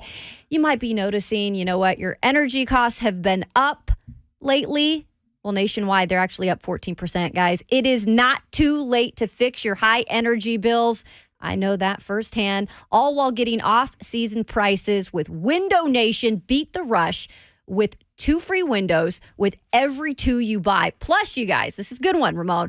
0 down, make 0 payments, and get 0% financing for 24 months. That's a steal of a deal. That's 2 years, pay nothing. So you can just call them at 866-90-NATION. Go online as well at windownation.com. And you have way more to tell us because you have first experience with them. I do, Kayla. They're great. And this is the thing, too. Like you said, this weather here has been wild. We've had winds up to 70 miles per hour. We've had warm weather. We've had hot weather. Guess what happens, though, in those situations? Your windows get a little cracked. You might have had something go through them. No better company to go through than Window Nation. And, of course, this is the thing, too. It's 23 degrees this morning, Kayla. You can save up to 30% on your heating bills by switching to Window Nation. Also increase the value of your home, too, Kayla. They are the go-to company when it comes to us picking windows and upgrading the look of our house. Again, you can reach them, as Kayla said, 866-90-NATION or online at windownation.com, where you pay nothing for 24 months. Kayla, buy 2, get 2 free on any style from Window Nation. No limit, save thousands on your new windows and energy bills while upgrading the look and feel of your home. Be sure to tell them that Ramon and Kayla sent you.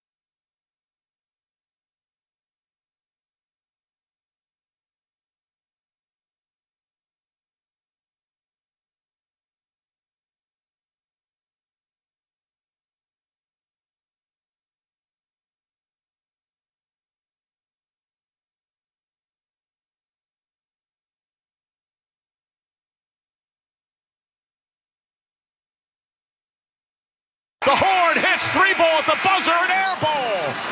Tennessee staggered into the NCAA tournament, but is on to the Sweet 16. The Volunteers down Duke 65-52.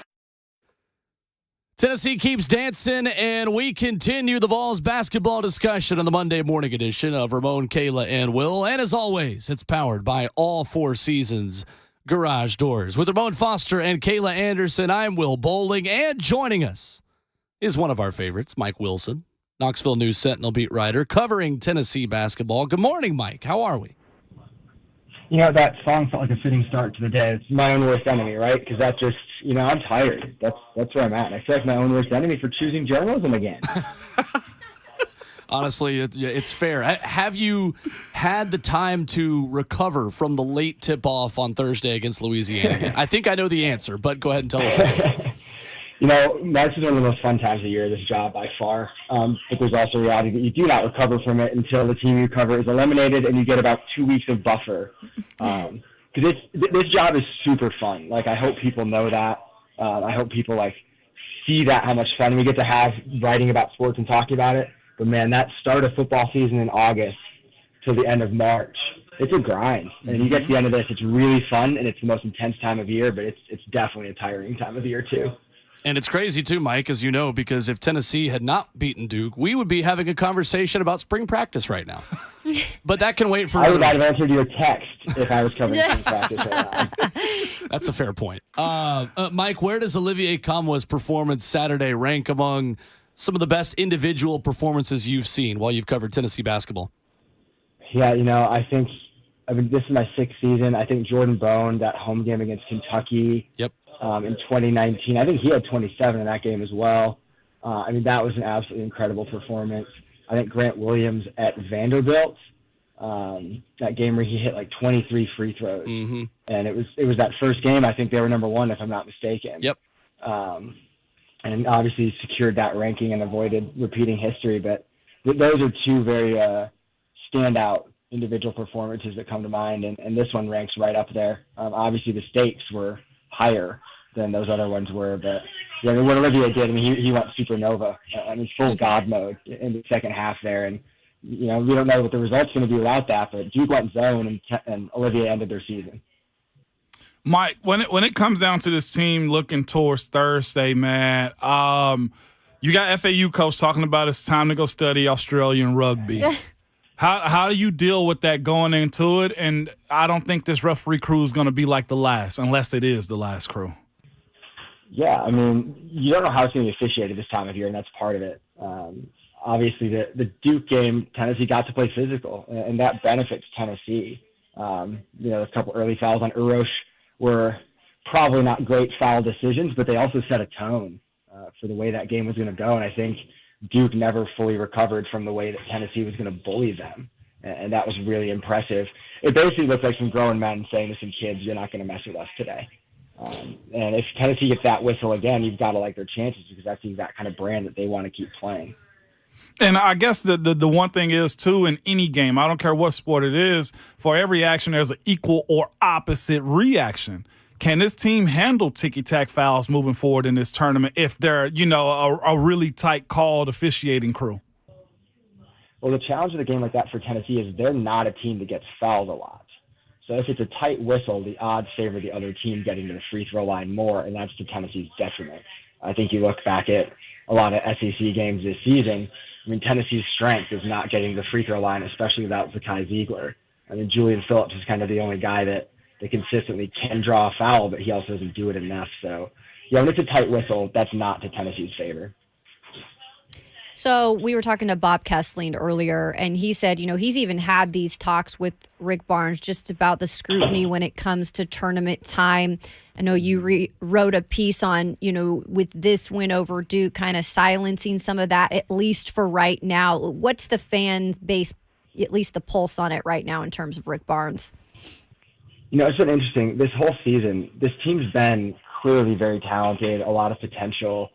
Hadn't put it together since, you know, I thought maybe end of January you knew that this team was elite. They were 18-3 after that Texas win. You felt good about where the team was then.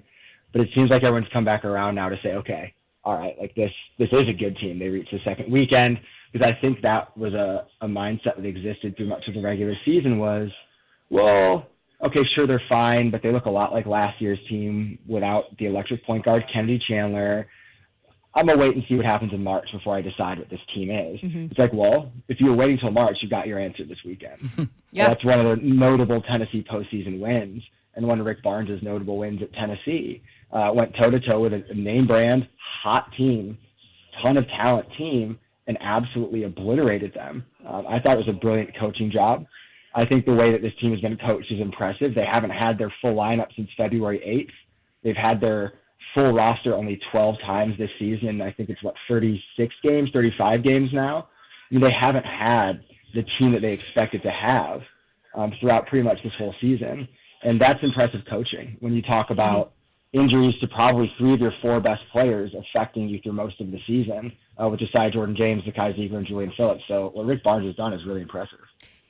If you were going to pick just one thing moving into this Sweet 16 game, what is something that you absolutely say to them, like they have to do this or else they could get upset? Like, what's the one thing you're really focused in on, Mike? Take care of the ball. Okay. Turnovers? Turnovers. Since Zakai Ziegler went out, Tennessee was kind of rough in the SEC tournament. I think they had 14 in each game in Nashville. But they were really, really good at taking care of the ball against Duke. And they forced a lot of turnovers against Duke. I thought they had some of those issues against Louisiana in the first round, but they didn't have them on Saturday. And that was pivotal. Yep. I can't remember what the final advantage was in points off turnovers, but Tennessee had a significant edge there. 8-15 or that's something? Exactly what that. Yeah, it was in that range for sure. I think it was 12-3 in the first half, if I remember right, for points off turnovers. But yeah, Tennessee had a huge advantage there, and you've got to continue to do that. It's like you can hear the light bulbs coming on when Mike has these good ideas right now. This is great. Are you at the airport? I might be sitting in the gym lobby and people keep coming in.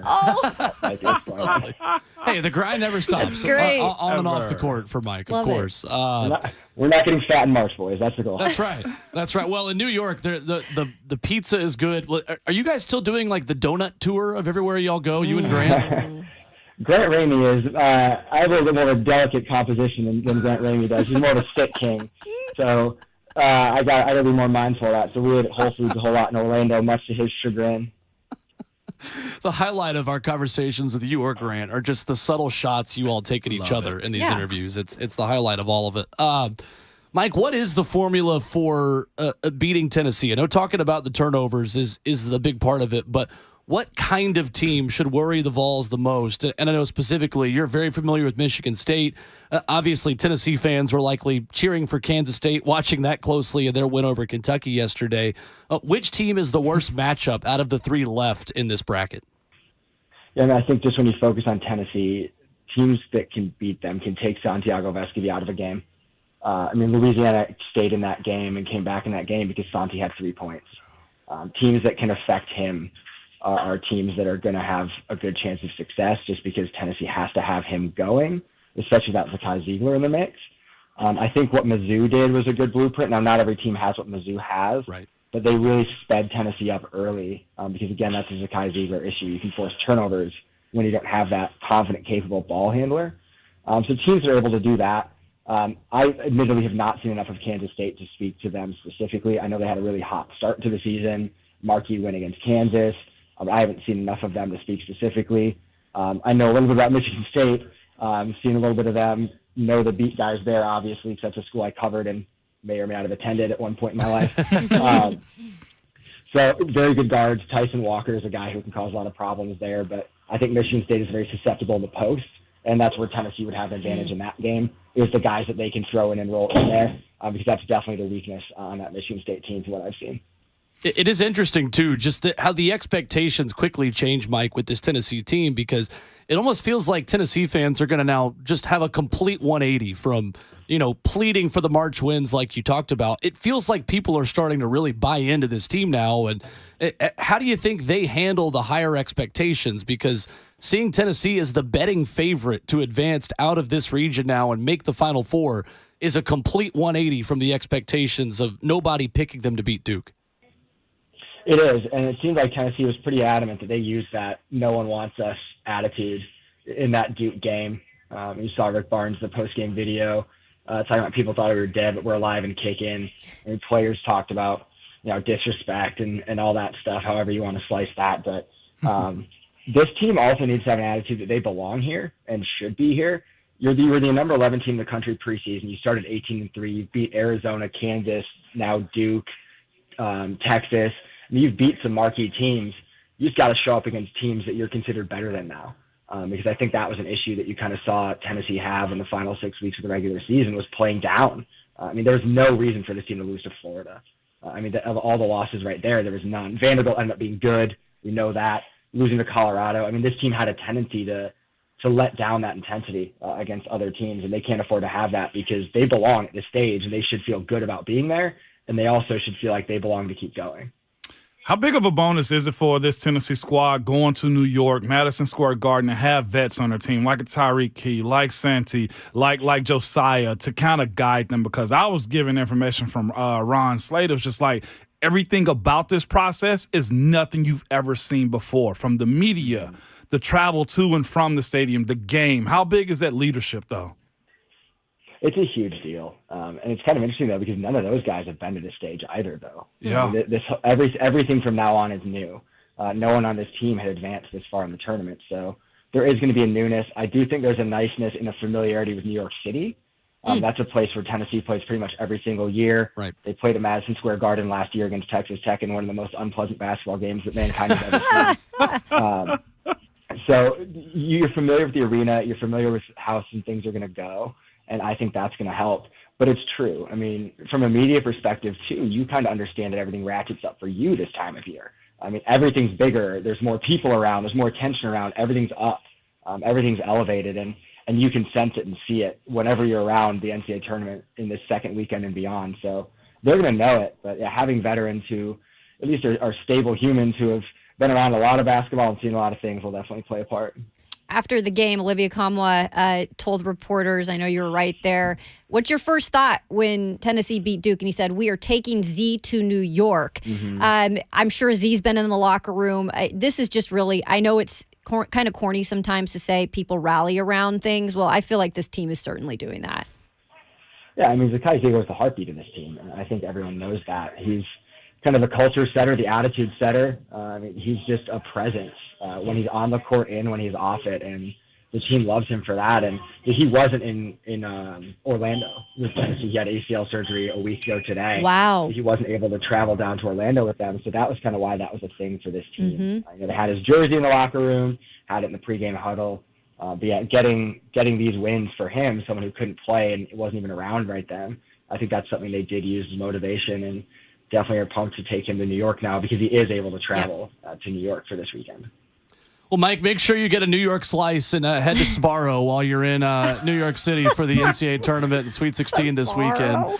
And we will make sure that if as long as there aren't any 9 p.m. tip-offs again, we'll hopefully talk to you soon. Jeez. Well, there is a 9 p.m. tip-off, but let me just say the challah French toast at 2nd Avenue Deli is one of my favorite things in the world. I'll never eat Christian French toast again. Mike Wilson, Knoxville News Sentinel, giving us the content that only he can bring us. Mike, thank you. See you back, guys. Thanks for having me. See you, Mike. I love that nobody grows up when they come on this show. No, and you shouldn't. Even Bob was having fun this morning. Just like, you know what? Why grow up? It's Atlanta Misfits. It is. Whatever. Atlanta Misfits. Christian French toast. Man, love it. I didn't know there was Christian French toast. Me either. Isn't that just communion bread? Ooh, I love me some communion bread. I'm like, give me the whole loaf. That's a little snack right there. I had to give the Office reference too because Mike and Grant both are like the biggest fans of The Office that I know. It's like my brother, and then Mike and Grant, and like my roommate and some of our friends. Like it's so regularly my group text with Mike and Grant that I have, just the three of us, is just The Office and the Braves. I'm they're both big Braves fans too. Good people. I'd bow out on the Braves talk, but include me in the Office. I'm there. Okay, I'm in on the Braves talk. You on the Braves talk? No Office though. I don't do the Office. No. Well, that's why we're in the studio. Right. Oh my! Go to break. Hey, Ramon. That was so terrible. Ramon. Horrible. Hey, Ramon. What? I'll leave the offensive line analysis to you if you leave the bad jokes to Oh, me. my God. What's so bad? And he comes back hey, from vacation with that. Coach Vrabel, what do you think about that joke? See you guys. Hey, Kyle Shanahan, Yeah. are we going to let Ramon make any more jokes for the rest of the show? I don't see any scenario of that. Thank you so much. Everybody hurt. Why are you the way that you are? I even hit the. Welcome back. Speaking of everybody hurting, do you think we could wrangle Buck in here early to talk about Indiana? Have a debrief. He will not be wearing Indiana Do you gear. think he's actually in the building? No. I don't see any scenario of that. Kyle Shanahan. We shouldn't kick him while he's down. No, we will. You hear me? We shouldn't kick him while he's down. Everybody get these Then mitts again, when they down. He does kick Tennessee football fans while we're down. Thank you. Like with the way he tweets about Tennessee in game, he loves the smoke. Dude, what's going on Way with too you much. today? No, I am kicking him. Because I'm just- earlier today you kept saying Kentucky. Why? He was sticking up for Buck earlier, too. He was. Who the hell are you today, William Lee? I'm a Buck advocate. God. A BA. A BA. Ooh, BA. Class of 2015, BA. Got him. Got him. There it is. You little joker, you, man. Yeah, you calling Kentucky and everything, and now you out here not want to trample people when they're down, and it's March Madness. You act like we didn't wake up and play Future today. But 17 hours ago, Ramon, I did tweet. Both Memphis and Kentucky ducking Tennessee and New York next weekend. You did. I've been trampling people. Sorry, Kentucky ducking Tennessee next weekend in New York. He was doing it in the bar, that's for sure. Couldn't be my team. Yeah. Go to break. I was watching Kentucky, Kansas State in a bar full of Kentucky fans yesterday. And then there was Will. And it was the first time. Yeah, it was pretty funny. Yeah. It was the first time that the person that Schaefer says hello to on the show, a Twitter account every morning, watched a game with me in a hostile environment. And she looks at me and goes, "Is this why you're always getting in fights at road games?" There it is. No mystery anymore. My girlfriend quickly got the tutorial and how I act. Yeah. I really wasn't bad though. She was like, "No, I'm just giving you a hard time. You're fine." To you wasn't that bad. To her, it was like, Kansas State hit that crazy fadeaway three from like 25 feet to go up by 5 late, and I just go, "Woo!" Golf clap. That's all it was. That's all it was. I was being quiet. I was like cheer. I'd be like, "No, that's a foul," but I was like saying it quietly enough where only we could hear it. And then they hit that three, and I just go, "Woo!" and she just shakes her head. She's like, "Well, I want to be spicy. Like, why do you get to be spicy on a show What all the happens? time?" Can't do that on local news. You cannot. That sucks, though, because you do want to step outside the box and be a line stepper. God, I hate being the hot stepper. I was wearing orange, it's a too. song. Yeah. You want to be that hot stepper. Hot stepper, man. Dang. Oh, goodness. Coming up next, we wrap up the show. Headlines we missed from the weekend. The most electric environment over the weekend was not at the NCAA tournament. The most electric sporting event that went on yesterday afternoon. That's next on Ramon, Kale, and Will, 104.5 The Zone. Believe you, Ramon Foster.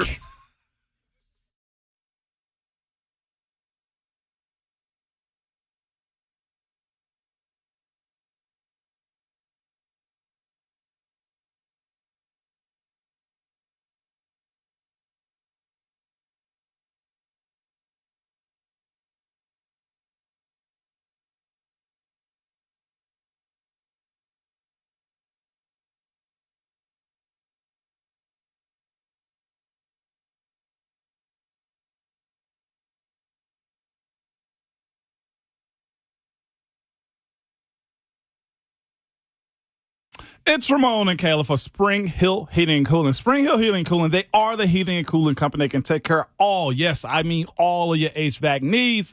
Also, Kayla, Spring Hill Heating and Cooling is a proud Rude Pro partner and a Mitsubishi Diamond contractor. And if you did not know, it is getting hot early this year and you haven't booked your spring tune-up for your AC unit, now is the time. Through the month of March, get your AC tuned up for just $79 and get the fall tune-up for free, Kayla. And you know what? It was actually really cold the last couple of days, too, so I actually had to pump up the heater. If you want a company that's reliable, that's not going anywhere, you've got to check out our friends at Spring Hill Heating and Cooling. For first part because they're family owned and operated, and they have over 20 years of experience. The family business known for outstanding customer service.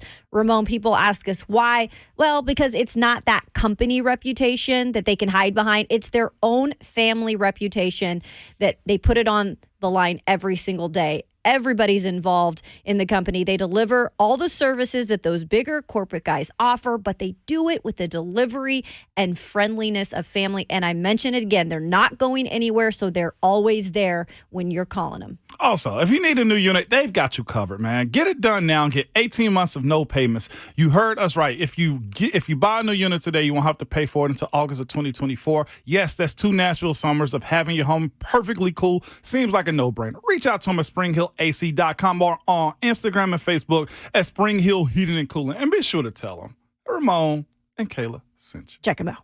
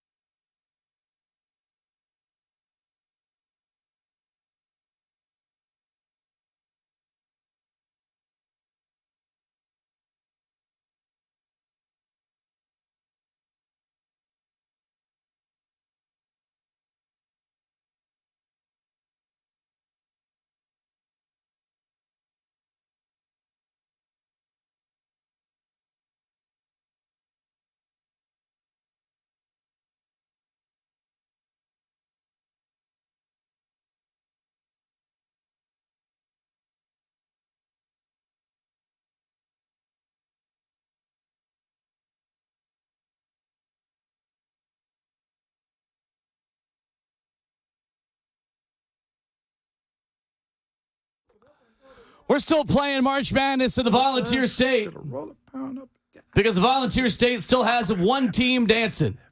Your Tennessee Volunteers. One final segment today on Ramon, Kayla, and Will, powered by All Four Seasons Garage Doors. Kayla Anderson en route to St. Thomas Sports Park. Will Bowling, Ramon Foster with you. Ramon enjoying the song of the season. March Madness. Please stand for your national anthem. Shafe, you get me, baby. You get us. Jonathan Schaefer spitting the hits. That's why he's the best producer in the world. I love March, man. It's so fitting to play this right now, too. I will say, though, the best crowd at a sporting event over the weekend was at 2 games in Miami. The United States and Venezuela. And the United States and Cuba in the World Baseball Classic. Come on. Were absolutely electric over the weekend. Jonathan Schaefer's going to start snoring because I'm talking about baseball. Give it to us, Schaefer. They were electric. Give what to you? Give what to you? The WBC is legit. Give what to you? How about this? It wasn't the Snoop. That's what I'm giving to you. Yeah. Oh, okay. Boss me around. Okay. Don't have my own opinion. Trey Turner hit a grand slam in the 8th inning, down by 2, to take a 2-run lead, and he said, I blacked out as I ran the bases. I feel him. It was awesome. Yeah. It was really, really cool. Hey. Over 45,000 people in Marlins Park, Lone Depot Park, a place that gets like less than LSU baseball. Which is the same amount they have for the entire season, by the way. No, I know. I mean, legitimately. Crazy. Like 2 years ago, they averaged less attendance in that ballpark than LSU that per blows game. my mind. LSU has like a 12,000 seat stadium. That blows LSU, my mind. great crowds for baseball. That's giving them a lot of credit. And I get what the WBC is as far as like, yeah, you just pulling guys up, and some teams have been playing longer. Like the South American teams have been playing baseball for much longer than the Americans have, who just ended up going to training camp and stuff like that. But the excitement and representation of what this game is, watching that Puerto Rican team, the Dominican team, oh my gosh. Japan, Mexico now is the other semifinal. And the winner gets the United States in the championship as the U.S. tries to defend its 2017 World Baseball Classic throne.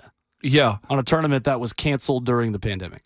And if we can go into just what this game is and what the representation of it, if you don't, like, you get an opportunity to see your best of the best. Can I go through this real quick, the lineup, Will? Oh, yeah, no, if you don't mind. Do it real quick. Mookie Betts leading off. Mike Trout, Paul Goldschmidt, Nolan Arenado, Kyle Schwarber, Will Smith, Pete Alonso, Tim Anderson, Trey Turner, Adam Wainwright.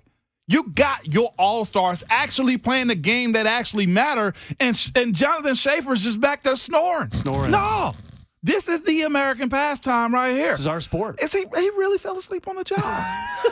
I fell asleep watching the Formula One the other day. Saudi Arabia and Jeddah. Which the race was fine. I fell asleep because the guy that was leading by like 10 seconds. Sergio Perez in the Red Bull. You just need a break. Max Verstappen. Trey Turner is the 9-hitter. Just signed an 11-year, $300 million contract over the offseason. And he's the 9-hole hitter for the United States. Come on, dog. Shohei Ohtani's probably going to pitch for Japan if they make the title. Facts. Alex Verdugo, longtime Red Sox and Dodger. For Mexico, they're solid. Mexico is the one team that's beaten the United States already in this tournament in pool play. Yeah, oh, really? You will, Bowling. Thank you. But something to watch as the week continues. If you got time, turn that on, man, because it's good quality ball. The U.S. playing Cuba in the semifinal in Miami was electric. 45,000 people just going nuts. Going nuts, y'all. It was fun. We're back at it again as the week continues tomorrow morning at 6 a.m. And I can't wait to talk with Ron Slay about Tennessee basketball. Me too. Whew.